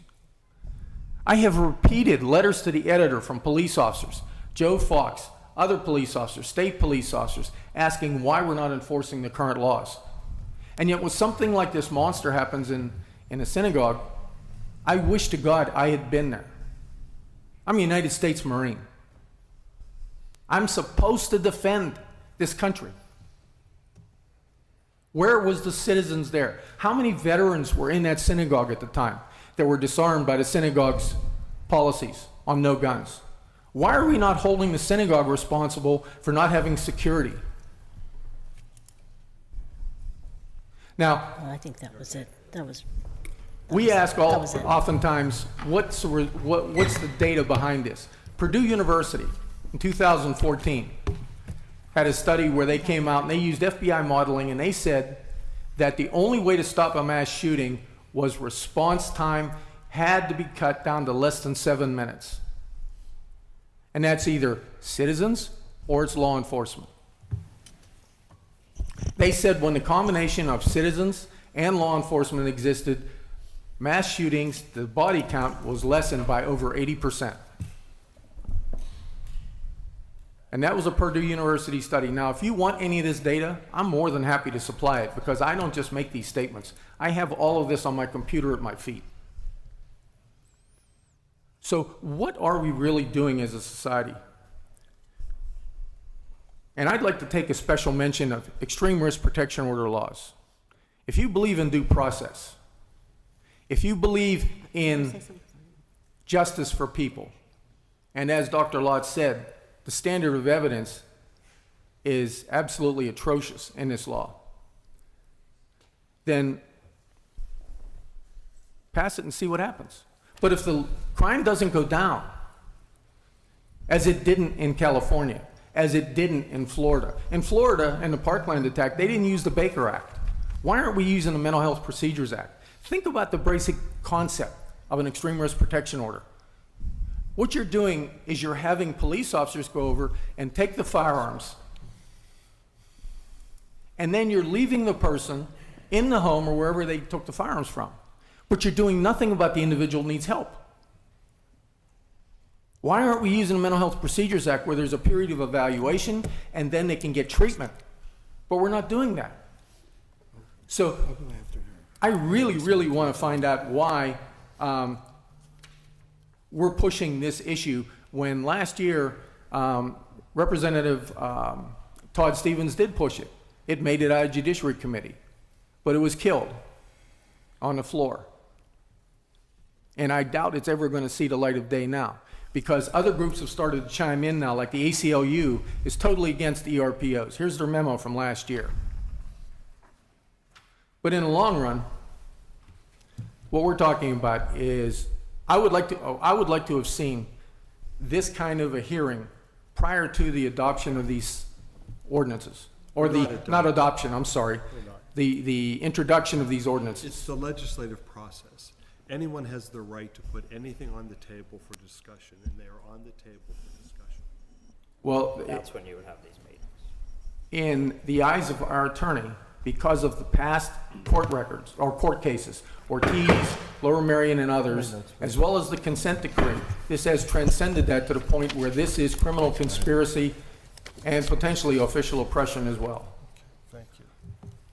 So, with that, I'll yield back the balance of my time to my foe over here, Councilman Kraus. Thank you, sir. Thank you. We will start with Councilwoman Smith, who Thank was you. asked to speak first. Thank you. Thank you, Councilwoman. Thank you for having this. I really don't know where to begin. I just want to say that, I am one of the people whose my mind is not made up. I feel that there's a lot of concern. I have a lot of concern after hearing this. I think I was hoping to hear some answers to some of the things I was concerned about. Thank you for adding some of that. Mr. Wabi, related to Bobby Wabi. I think I asked Anthony. No, my father was the football coach for sure. I played football for his father in 1982. So let me just say that He's in that the name Hall of is Fame. that name is really Council Smith. held in high esteem southwest of the river. So anyway, so thank you very much for your information. But before I begin, I want to say to you, I was offended by your comments about the Tree of Life and how they should have had their own. It's almost blaming the victims for not having their own protection, and I was really offended by that. And I am one of the people that actually think, I want to uphold the Constitution. I took an oath that I intend to adhere to, and that's why I wanted to hear from the DA's office. But when you make those kinds of comments, you actually hurt your own cause, because to sit here and it's victimizing the victims. I mean, to really. To say that they should have had their own protection, they should have had their own security, they should have had something to blame them for the shooting that occurred is absolutely repulsive. I mean, it's repulsive. No, you cannot respond. Okay. When I'm done talking, then maybe I'll give you a second to respond, because right now I'm so hot about it. I can't even tell you. I mean, that shooting was a tragedy. It was an absolute tragedy. I think everybody here is responding to that shooting. And yes, we are human, and my sister teaches death and dying classes. She's a psychologist as well, and so she teaches a lot of classes around this. And so yes, we're human, and yes, we're responding, and nobody wants to see this happen. Nobody wants to see this happen in a school, in a church, on the street. I don't want to see it happen every day in our communities, in which it happens all the time. And one of the things that no one has been talking about is in the African American community, how these bills would really disproportionately affect them in terms of enforcement. Nobody's talking about that. And I mean, I want to say that is something that's actually come out today. Other people I've been talking about it for about a month now. Today I noticed some of the reporters locally online are at least picking it up. And not from me saying it, but other people saying it. And I think that you have to understand that these laws are not banning the guns that are shooting people in the African American community. They're actually going to there's more arrests made with these gun laws in the African American community, but then what a message we're sending to the African American community. You're shot every single day, and we're not banning the guns that kill you, but we're going to ban the guns that you get arrested over more often than others. So to me, what a horrific message. And I want to say, I think my colleagues and everyone, I think the mayor, I don't care what you think of the mayor, I don't care what you think of my colleagues, their hearts are in the right place. Nobody got into this job because they want to take away your rights. Nobody got into this job because they want to do things that are harmful. Is it the right way about it? No. I think, Councilman, you have been saying, let's sit down and figure this out. I think people are tired of hearing us talking. They want to see some action. But I do think something this significant deserves time, and it deserves the respect. When you're talking about people's rights, I don't take that lightly. And I think that there's a reason why other organizations, I believe Black Lives Matters and others, are coming out against these laws, because they're saying it is disproportionately affecting the African American community. It is disproportionately affecting the immigrant community. And whether the media covers that or not, a fact's a fact. And that's what I was hoping to gather today, some facts. And so, and when I hear, the comments about suicide and homicide and everything else, I'll be honest with you, I was a young girl when my first husband died. To this day, it's been over 30 years. I raised two children, for many years on my own. His death certificate reads undetermined because they couldn't determine whether it was suicide or homicide. And I tell you, neither scenario is a good scenario to live with, and neither is a good scenario to raise a child under. And so when I hear that any homicide, any suicide, any mass shooting being exploited for political gain, I want to be honest. These gun bills and pro-gun legislations and everything else, they help the Democrats, they help the Republicans, but none of it's yielding results for the people. None of it. Not either side. And that's what I think we need to realize, that we need to do something that's actually going to show results for people. No matter how passionate we feel about it on one side or the other, let's come together and do what's right for the people, because that's who we're elected to represent. And I do believe that my colleagues and the mayor are coming from a very sincere place. I disagree with the way we're going about it. They know that. But I think that I would never doubt the sincerity of trying to get to a place that's right. And I think that sitting down, everybody taking a breath and sitting down, and how can we work together? Because really, that divide and conquer theory works really well for a lot of people. Wouldn't it be amazing to see all of us come together to do what's right? And I think that's about it for me, for my comments. But I just want to say and also the cost associated with lawsuits. I mean, really, when I think of where that money could be spent, it's really upsetting to think that we have a lot of places where we need this help, and spending it on a lawsuit that we're probably pretty likely guaranteed to lose is not one of the places I want to spend money. I've been very fiscally responsible since I've been here. I try very hard. I also care about people. I'm not here elected. I don't care if I'm elected again. So people can threaten me with, my next election. I don't care. I'll be where God wants me to be, whether people like it or not.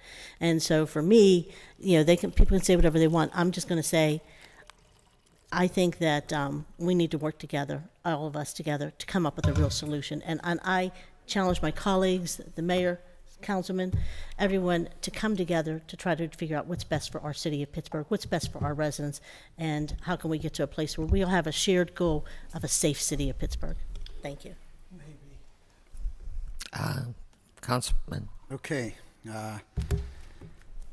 So let me start with saying this. I've always said I see both sides of the coin. I really feel like I do. I'm not anti-gun. I will say this. I was on the scene that morning on October 27th, and I have a ton of respect for this guy sitting down here, Councilman O'Connor and Erica Strasburger. No pun intended, but he's been taking all the bullets for this, okay? And, and he does it out of compassion, I got to tell you. And in meeting with you all, I take this decision very seriously. There's a lot to think about on both sides. So let me just start with your side, okay, and some issues I have, or some things.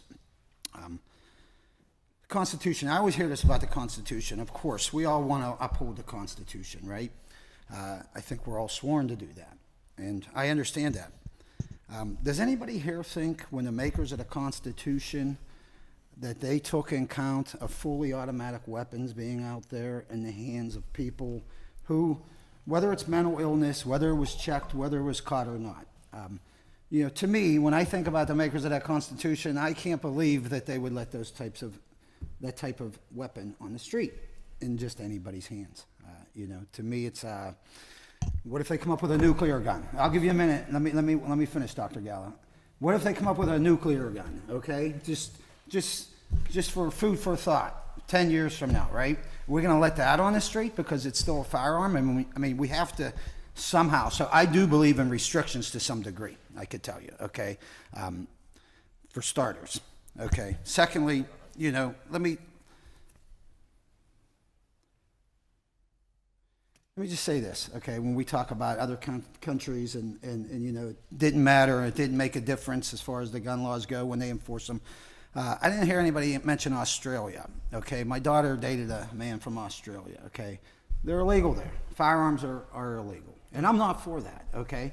But what the casualty rate there is by death, homicide rate by ammunition or by guns there? Virtually no, okay? So that's a pretty good example, I think, to lay out there as to Councilwoman Strasburger's point, right? Guns aren't illegal in Australia. They had buyback in 1996. You have to wait until you ask. We could address that. Maybe my information is not quite right on that, but why is it then that the homicide rate is next to nil for guns there? I want you to address that, but let me finish first, okay? But think about that, okay? I hear treating mental illness all the time. I get that. You know, I do believe that we can do a better job as a society in checking mental illness, and I believe that's where most of it comes from. I agree with you on that. What I don't hear, though, is where are you going to meet us? You know, say for instance, we went through the state with the legal or the right avenue.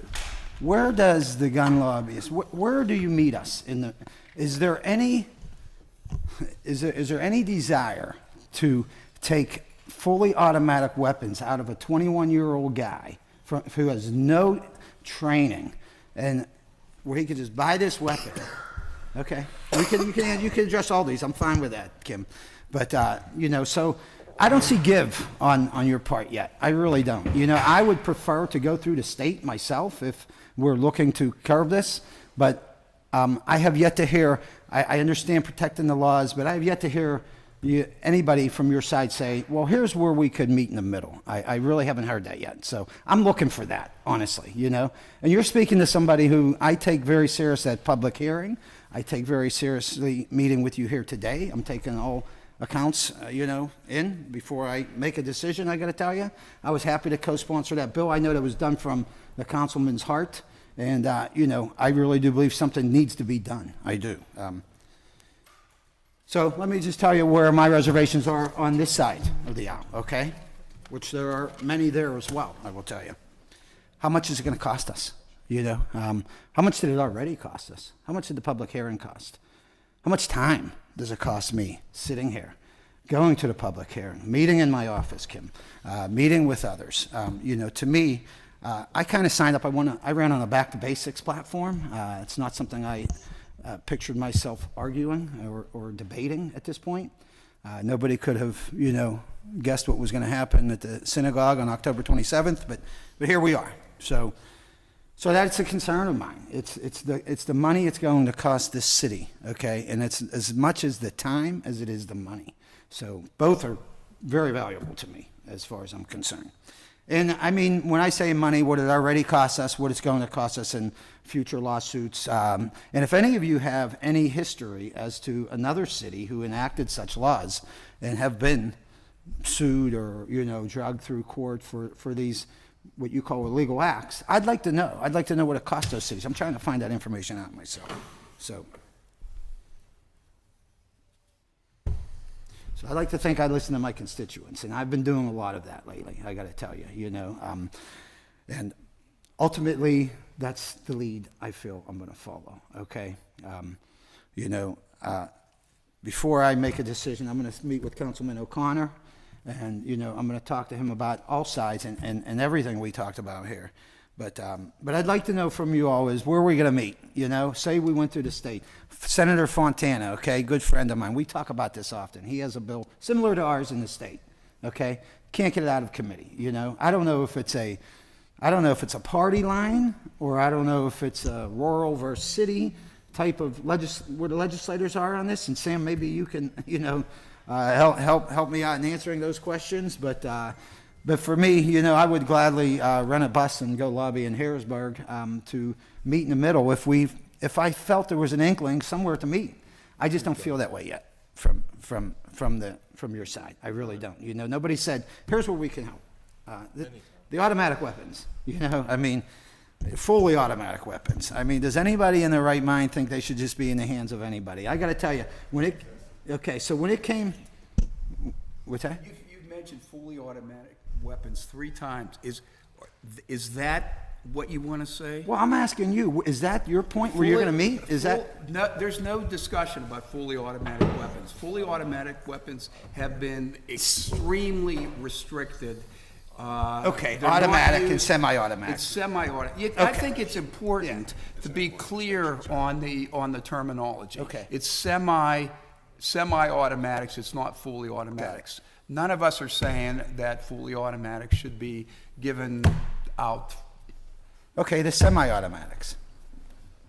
So what I'm looking for is a little give on one side or the other. I really am.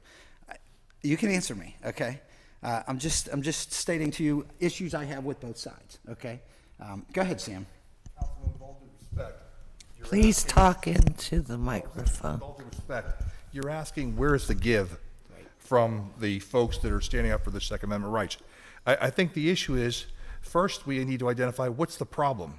I mean, I think you don't give on something if it's not the solution to the problem. And that's why I take the step back to say, hey, let's look at this, and then let's take a look at it. What do we think is actually going to work based upon, history, what we've seen work in other locations. Then you can start to talk about how do we come to the table and how do we come to an agreement to be able to move something forward. Right. And I get that, Sam. And I guess what I'm really asking is, do you not see a need for semi-automatic weapons at all to be restricted as to who can buy them? When can we respond? It's Okay. jumping at the bit, sir. Go ahead. Hey, to tackle the Please questions talk that you into the asked mic. in order, you asked if the framers could have possibly imagined the day when regular people would have fully automatic firearms, and the answer to that is yes. In 1791, when the Second Amendment was ratified, there existed a device called a puckle gun. It was used in war commonly at the time. It was referred to as a machine gun in its day. The founders were aware of it, they knew of it, they chose not to exempt that from our Second Amendment right. The next question you asked us was about give and take. Where will we meet you? We're already in the middle.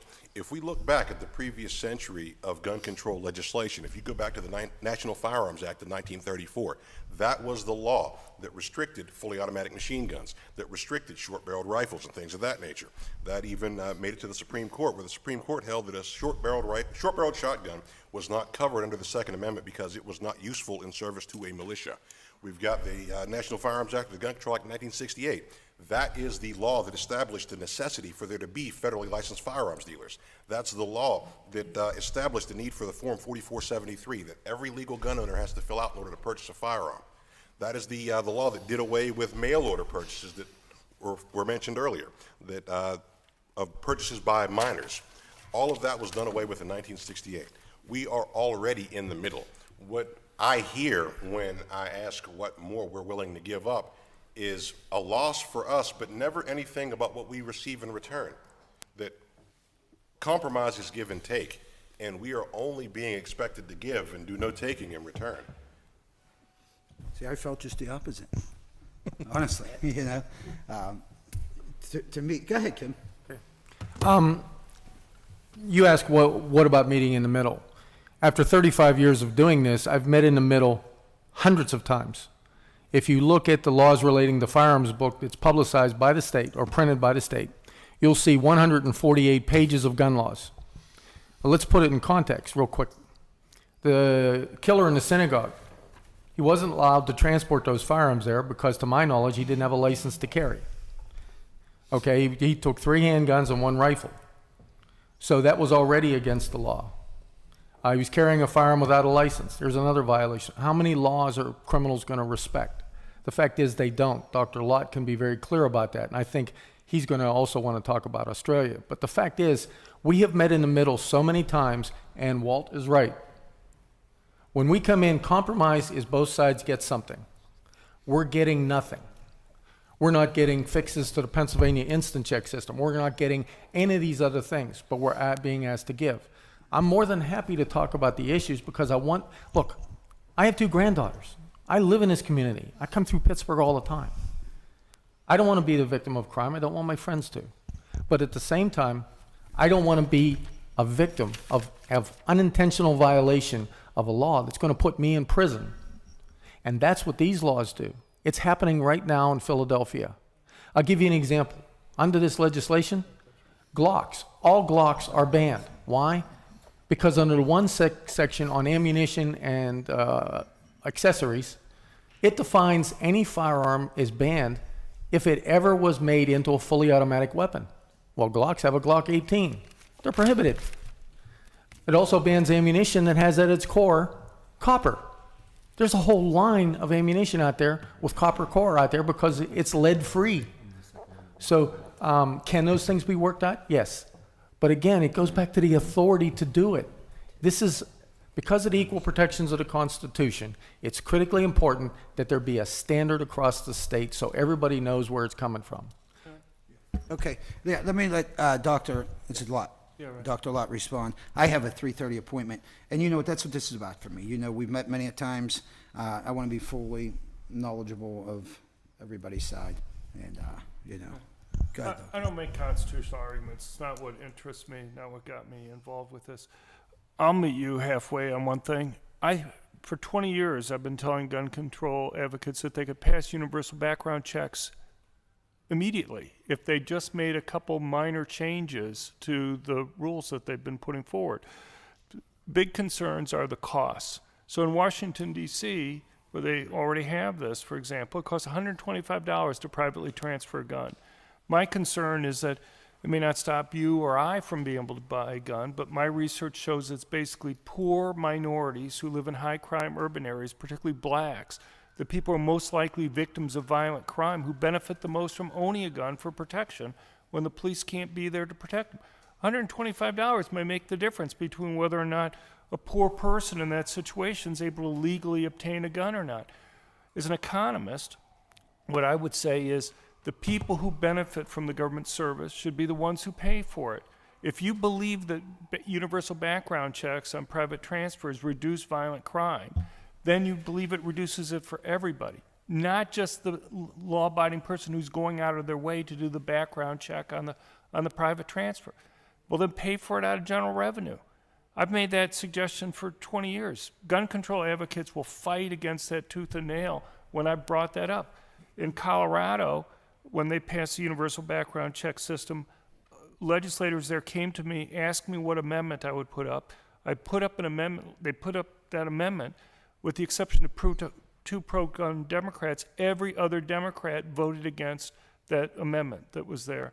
The other problem that you have with background checks that could be fixed that I think would make it easy to pass this is that there are so many mistakes with the background check system. When you hear that there are 3 million dangerous, prohibited people been stopped from buying a gun because of background checks, that's simply false.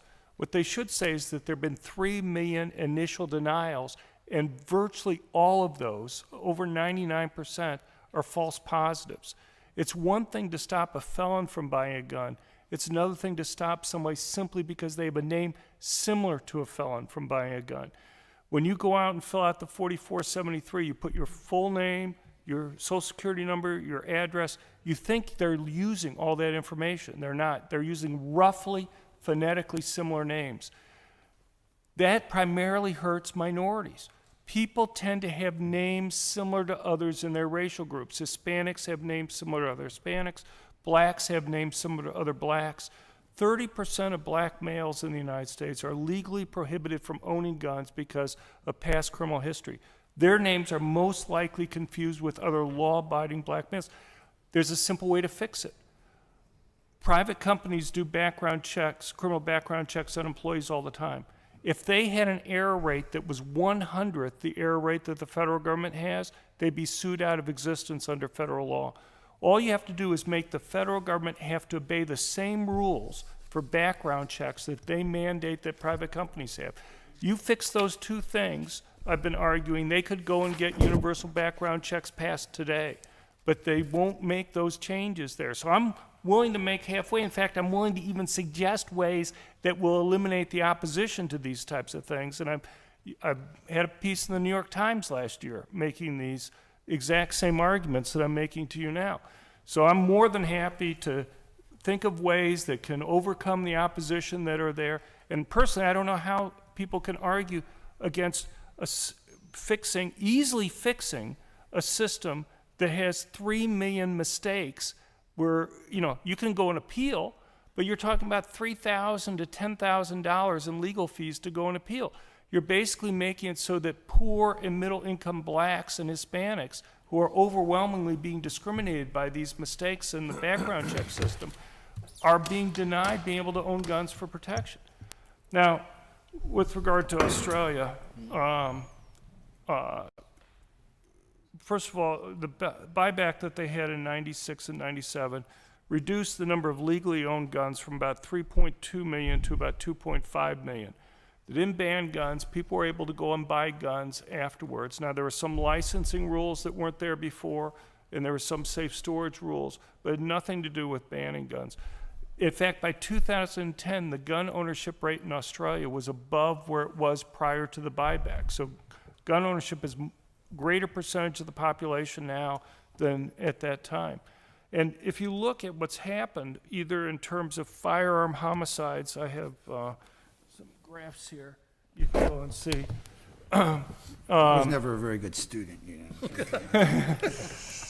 Anyway, well, Open I shorts can, and I can fine. basically explain in Yes. words what's going on there. Good, yeah, please. If you look at the 15 years prior to the buyback, the firearm homicide rate in Australia was falling, and it continued to fall after the buyback, but at a slower rate.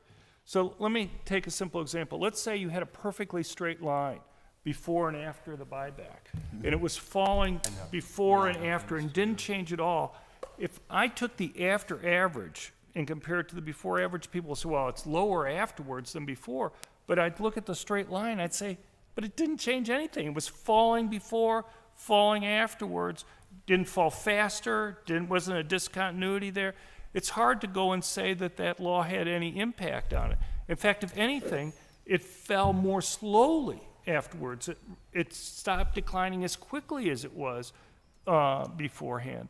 And so I would argue, if anything, that actually shows that the law had an unintended consequence there in terms of arresting the drop that had been occurring beforehand. So, Dr. Lott, how do you explain their homicide rate being low, or probably per capita? I would think much. There are more than lots that. of things. It's virtually nil, from what I understand. Yeah. And I don't have, you know. It's not, right. Look, there are lots of reasons why homicide rates vary across the world. I'll give you a typical example that people often bring up. They'll say, look at the UK. The UK has very low homicide rate, has very strict gun control laws, relatively few guns are owned, handguns are banned, for example. The thing is, the homicide rate there was even lower before they had the gun control laws. They went up after, and the same thing is generally true in Australia or other countries. You never see a drop when you have a ban, you know, just a simple example there. You always see increases. And the thing is, you know, so I would argue you can't just look across places.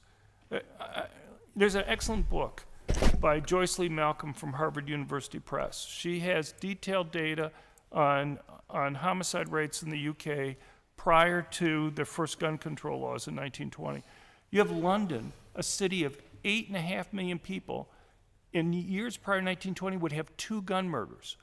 Gun ownership really common, and yet I can't even get my mind how you could have a city of 8.5 million people and 2 gun murders. They had 5 armed robberies with no gun control. And the thing is, there's something different there that didn't have anything to do with gun control or, you know, or gun ownership or something. In fact, if anything, after each of the major gun control laws in the UK, their homicide rates went up. They're still lower than the United States, but there are very few academics that look at what we call purely cross-sectional data, that is, comparing different places at one point in time, simply because we can't control for what was the pre-existing thing there. You have to look before and after a change in the law to take into account that maybe they already had a really low rate before they had the gun control laws. And then to see, did they go up or down relative to what they were before, and how did those changes occur over time relative to other places that didn't change the law? Right. So I understand all your points, I really do. And I thank you for being here, you know. I guess it's, I guess what I'm going to take from it is what you believe in are the laws that are on the books. Mental illness, background checks, that's... I'm happy to have more, Right. but I'm just saying you got to fix it so it's not I get going it. to take... And in more- a perfect world, you know, if we could oversee all those laws and everybody could, so I'm gonna, But please also take away Yeah. what I said about that the biggest factor in the number of casualties is victim response. Thank you. That's really Also another important takeaway. I just want to Victim add one thing on response. top of that, and you had mentioned this, Dr. Gallo, as far as I think of the police. My brother's a police officer. I come from a long line of police officers. I think about the police officers when I think of semi-automatic weapons on the street. I think about guys like John over there, because they're the ones that are going to have to go to it, just as our veterans, which, Kim, thank you for your service, by the way. And you know, it's the veterans who spoke there that really touched me more than anything, I got to say, at that public hearing. Hearing them I get the message more. I'm done. Okay, thank you. Councilman Okay, Conrad, I'm then I'd sorry. like to speak, please. Yeah, no, I just Sure, want to thank you. Councilman. I'm sorry I was late. I had a meeting about manufacturing in Hazelwood, and thank you guys for coming. You know, obviously there's interest on both sides. I think we know that we're having a debate. I want to thank, you know, Councilman Coghill is right. You know, Councilwoman Strasburger and I are taking this to heart. And I think, you know, my question is, if you don't think there's a problem, then I think you have a problem. I think there is a gun issue in this country. You know, are we ultimately, every law we pass is going to be the right thing in the world? No. But it's going to start a conversation. You guys have never had this conversation with the city, to my knowledge, in my 8 years that are here. So now you've come to the table. We've had this discussion. You know, I still believe that we are doing the right thing. When you tell me that the victims and the residents in my community need to go to synagogue with guns every day, that's not the America and that's not the Squirrel Hill that I want to live in. I don't want to walk up my street and see a police officer with a machine gun so they can protect me. Unfortunately, we are going to have that impasse that I don't think that's the right thing to do. I don't think that kids, when they walk into schools, need to see people with machine guns. You know, that's not the solution. It's not And machine guns, though.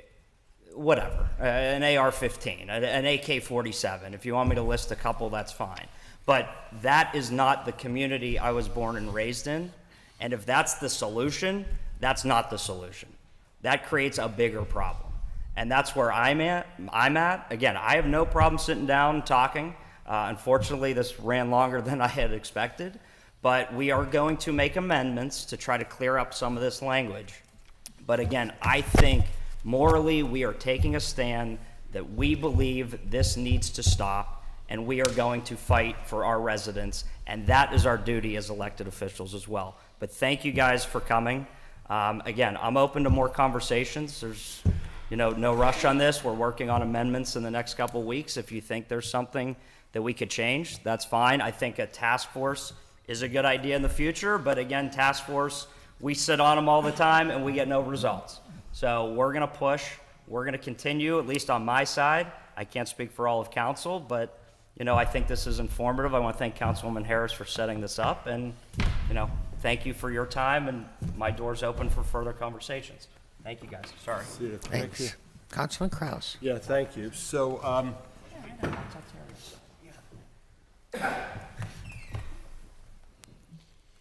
so what I heard here today was a whole lot of what the problem is and very little of what the solution might be.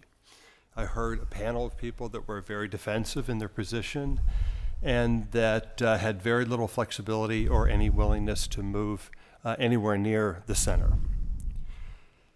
I heard the media any number of times that if we didn't report on mass shootings somehow, that aggravates the condition and would further cause mass shootings. I heard your data. Data was spewed across the table. Data is very easy to use in an argument because you can make your numbers say whatever it is that you might want your numbers to say. We all know that. I don't know what the source of your data was, and I don't know how to corroborate it, and I don't know the validity of it. The data did not ring true for me at all. I heard psychotropic drugs, the breakdown of the family. I heard the media any number of times. I heard the Vietnam War, something else. I had to get up and walk away because I was afraid of what I might say or how I might react. I heard a whole lot of excuses, not a lot of substance, a lot of being bunker down in your position and no willingness at all to find any level of compromise. I heard also any number, I'm not interested in hearing any, I've heard everything I need to hear today. These will be my comments. I heard the city council being held responsible for every level of government and every ill of society, and that somehow we should be working through those different systems to find our resolution. We are locally elected city council members, and you may not realize this, but our powers are limited and they are somewhat local. And you can film me and put me all over your gun sites, and my name is Bruce Krause. Just make sure you spell it right, okay? Your cameras don't intimidate me in any way, shape, or form, all right? Yeah, they are. That's exactly what they're intended to do. So put your damn camera down. We film this. We film this, and it airs around the world, so you don't have to have your camera out. We're talking here. I can talk the way I wish to. Well, So- if that happens, then I'm going to let Thank them you. all talk. I understand, but I don't need intimidating cameras in my face. You don't scare me. And you can leave the table, okay? Sir, look at me, okay? Don't sit there and mock me. You can leave the table. Do you understand where you are? Do you understand where you are? Stay. Do you want a Okay? response, or is that a No, rhetorical do you question? understand? It's rhetorical. Yes, okay? I understand where I am. Thank you. All right, Councilman. so, again, I didn't see a lot of substance. I saw a lot of, again, uncorroborated data. I saw a lot of blame, but I didn't see any solution. Not one person at any point in time said, but we think this might be a good path, or perhaps maybe if we work towards this, perhaps we might be able to achieve that. I just saw people that were very grounded in their opinions and unwilling to change. I saw nothing here that changed my mind in any way at all whatsoever. I'll continue to work with my fellow sponsors of the bill, and when the time comes to pass these bills, I will pass the bills. Thanks for being here. Thank you. Anything else? You know, my 3:30 canceled, but I don't, unless you guys had any questions Okay. for me, that's... I I just, have no questions I at just this want to time. point out, I did try to make suggestions for compromises. right. I would like to respond. That's what I would like Well- to hear, honestly. Yeah, I would very much like to You wanna respond to Councilman respond? Kraus. Well, I'd like to hear, when you say request for compromise, that's what I'm looking for. Well, no, but I'm just saying I tried to give examples. Yes, and you did, Dr. Lott, right. Yeah. right. And you know what, in a perfect world, we would do Only this if through the he asked state, for it. and we would do it through what I feel is the right avenue. You know, to take our time, our money, our effort, in what's going to be a futile effort probably, and you all know that, you know, so, Say something? yeah, sure, Kim. I just want to let you know that this is a very narrow venue. We have a much broader perspective of what we've done in Harrisburg. A number of bills I've worked on with legislators to hold criminals responsible, to stop concurrent sentencing, to consecutive sentencing when it's firearms involved. Concurrent sentencing defeats the intent of the legislature. There's a host of these things that we've done from Representative Ordate, Representative Saccone, Representative Metcalf, Representative Petrarca, across the board with bipartisan support. But I didn't know that that was something you were going to look for today. But Well, there, you I know. can give you a whole litany of things that are changes that can be made to the judicial process. It'll keep the monsters in jail, like the killer at the synagogue. And we let these people out, and I'm just concerned about that. But we have a host of changes we need. Let me add this. I come from an outdoors type family. My father had a gun in my hand when I was 8 years old, honestly. And, you know, I know in the right hands that it's safe. I know that, I got to tell you, at that hearing, a lot of people have reservations because everyone was going to be carrying. To me, I trusted the people that were there. It's not you. It's not the people that are in front of me today that I don't trust with firearms. It's the people with, whether it be mental illness that goes undetected, unchecked. That's my concern as far as any type of gun control. It really is. I never felt so safe in my life with everybody down here because I know that 99.9% of you are responsible gun owners. And I know my father, if I did something wrong with a gun, he let me have it, I got to tell you, because it could be a matter of life and death. And that was just a single shot shotgun, okay? So, you know, when we talk about these semi-automatic weapons in hands of people who really probably learned how to shoot them through the internet, That's scary to me. It really is. And that's where I say I'd like to see some legislation, something, some reform at some point, other than just saying it's a mental health bills, it's background checks. I'd like to see something on the other side as to, go ahead, Sam. Councilman Coghill, I guess I'm a little disappointed. Thank you for giving me the opportunity to talk. I guess I'm a little disappointed by some of the things I heard from some of the colleagues in that they were expecting us today to come here and give them the solutions to their problems. The purpose of the meeting today was to provide information and comment on the pending legislation that is before you, and that's what we were trying to do. When you look at gun violence is, you need a multi-pronged approach. I mean, you have mass shootings over here, so what are the things that contribute to that? You look at the crime with the drugs, you look at the crime with the gangs. So there is no one solution fits all. And unfortunately, as you've heard, and Dr. Lott, my gosh, reading his books, you'll understand that when you take and pass laws, only the law-abiding follow them, which means you're just going to disarm and hurt the people who most need that protection the most. And again, when I talk about the number of concealed carry permit holders in Allegheny County, I mean, I come downtown every day. I'm a concealed carry permit holder myself. You will indirectly make folks criminals by passing through the city if their particular carry firearm of choice is a certain brand. And that's what I had hoped, to avoid, and just to try to contribute to become part of the solution, not part of the problem. And I had hoped that we might have had a little bit of a different reception. But thank you so much for your graciousness and for your hosting this. Sure. And I just would like to wrap this up. Promise I'll be brief. Very brief. He keeps to his promise, I will say. Yeah. Of all of the things I can be accused of being a liar is not among them. I would like to thank you for spending your time here with us today. I understand that you may well not be in agreement with us, but I've noticed that you were the one who was here from beginning to end, and even if you disagree, you've listened and interacted and responded, as opposed to spewing out a perspective and running away. Yep, thank you. I thank you very much for that. We are definitely interested in finding solutions to the problems of violence in this culture and society, but the hearing that we had today wasn't about fixing society. It was about the problems with the laws that have been proposed by Pittsburgh City Council. If someone would like to have a discussion about ways to fix problems, I would be the first in line for that. But that wasn't why we were invited here today. That wasn't the topic. Yeah, that was just me going off the record a little bit and finding out if I had any consensus on the other side of the table here, that's all. So, yeah, I do understand that. Maybe I should have not gone there, but go ahead, Walter. And I have just another point. I will be as brief as possible.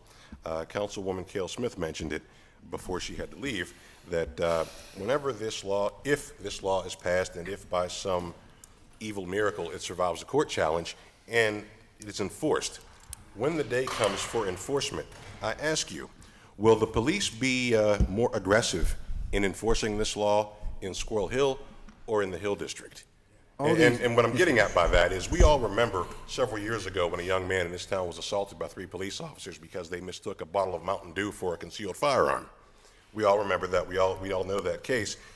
If this were to happen, and if police are out there looking for people with illegal guns, are the people that they hassle and harass going to look more like your son or mine? And that's the type of thing that concerns me as a parent. Absolutely. And all your points are well taken, I got to tell you. And where it goes and what we can do with it, that's all problems I have with the bills myself, I got to tell you. So, again, I'm trying to take everybody's opinion and, take this decision very seriously. At the same time, Councilman O'Connor, his heart's in the right spot. He was on the ground that day. That is his community. Again, I understand both sides. I have a decision to make, and that's why I'm taking the time, Walter, to sit down and hear both sides. And I want you all to know that, your time is, is not wasted by coming down here to the public hearing, by being here today.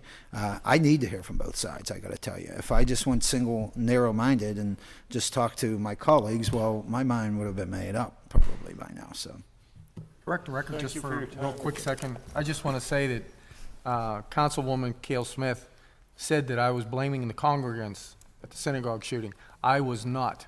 I was blaming the gun-free policy and the fact that the synagogue had no security there. Because if you're going to disarm citizens, then you've taken over custodial responsibility for their safety. The congruents were the victims. I knew what you meant, Kim. I wasn't offended by it. I just wanted to make sure I got it on the record, please. Okay, first, I would really like to thank you all for being here today. There's one person that hasn't been able to make it. He was going to try, but he didn't. Dom Costa, who's a retired state representative, was the state representative, and a retired city police chief of the city of Pittsburgh. And I know he told me the comments, and I didn't write them down, but he would have said it if he was here, the same as District Attorney's Office, Ron Wabi, that this is really not city councils to be able to vote on. If we vote on it, it's nothing, just like the piece that was put out and voted on for marijuana. People were told that that they could smoke marijuana. It would be a $25 fine, nothing on your record. And then he went across the street to the courts. And when they said, but this is a $25 fine, it wasn't a $25 fine, and they did get it put on their record. As a retired police chief of the city of Pittsburgh, what he said is every officer, the same as every council member and elected official, swears that they're going to uphold the Constitution of the United States and all laws by the state. And I don't have the whole thing in front of me, but they would have to live with those laws that they have in their books. So I know where Corey's heart is. This is very sad, what had happened in his community, and I see it happening quite often in my community to babies, children, fathers, mothers, sisters, brothers being killed on the street for no reason at all. And it's very tough. And I think each of you that have talked really have, especially the doctors, on different things that we might need to start looking at. And maybe we need to start looking at these things as far as the schools go, to help teaching, just like at one time we had officer friendly. Maybe it needs to be a little bit stronger. And there is a lot of issues around drugs and the fighting of drugs. And I think maybe what the courts have to do is start looking at stronger sentences for those that disobey the law. But I thank you, Dr. Lott, Dr. Gallo, Kim Stolfer. I don't want to miss anybody, that's why I'm here. Walt Gibson, Councilman, and Ron Wabi from the District Attorney's Office.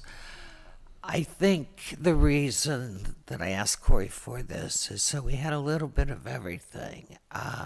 Statistics, mental health,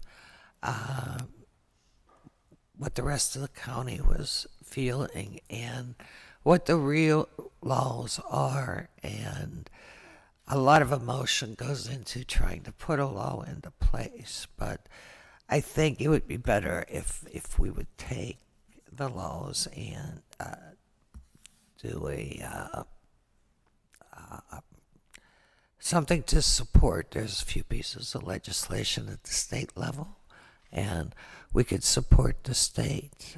But it's just like when I was on school board. I could not pass anything that was city council's to pass, and I knew where my restrictions were. and I know where my restrictions are now. And the state knows where their restrictions are and what they have, and also what the federal government has to say. And we have to look at each of those, just as we swore we would do. But I have to say, my emotions get into some places too. We all do, no matter who we are. And I want to thank everyone out in the audience that have been very quiet today and have let this post-agenda go on. Thank you very much for being here. Thank you, guests. Can I ask one question of Well, Mr. we have Wabi? one more question. Just one question, a quick question, Mr. Wabi there. Ron, is it in the DA's opinion that if, say, 6 of 9 council members voted for these bills, would they be liable to personal lawsuits, or do you take a stance on that? We don't or take not? a stand on that at this Okay, point in right, time. I mean, gotcha. it's one of those things that we have to see how it develops. And we're right. certainly not going to render in a political opinion in this forum. It's just not our I way. get it, I get it, I get it. My law department wasn't much help either, so, I'm trying to look for a Well, solid I answer mean, there. I gave the opinion of what I generally think the law is, Yeah. and then where we are. Where we go, that's another. I mean, isn't everybody liable to lawsuit for whatever? I Oh, could I mean- sue you because I don't like your tie if I wanted to. Oh, You'd have to go get an attorney and defend it, would you not? You're not wrong. I mean, Right, hey, I've been a. So to I've, say we're immune from it to me is kind of misleading, and I'm looking for a clear answer. Well, I would say I'm immune. I'm immune too, in theory, Yeah. right? Right, But right. I can be sued for my actions as a Right. district attorney at all times, and then I probably will be at some point in my career. I've been sued for nothing. Right. So And is that all? that's it for me, yeah. Okay. And I believe, I have a strong understanding that any elected official could be held up to 5 years with a misdemeanor on gun law bills, and also a second misdemeanor. So if you go into the state law and you start reading it, you find it's there in black and white. If somebody has the money, they can sue me, put it that way. And yes. Okay, I thank you all for being here. And this post agenda is ended. Thank you.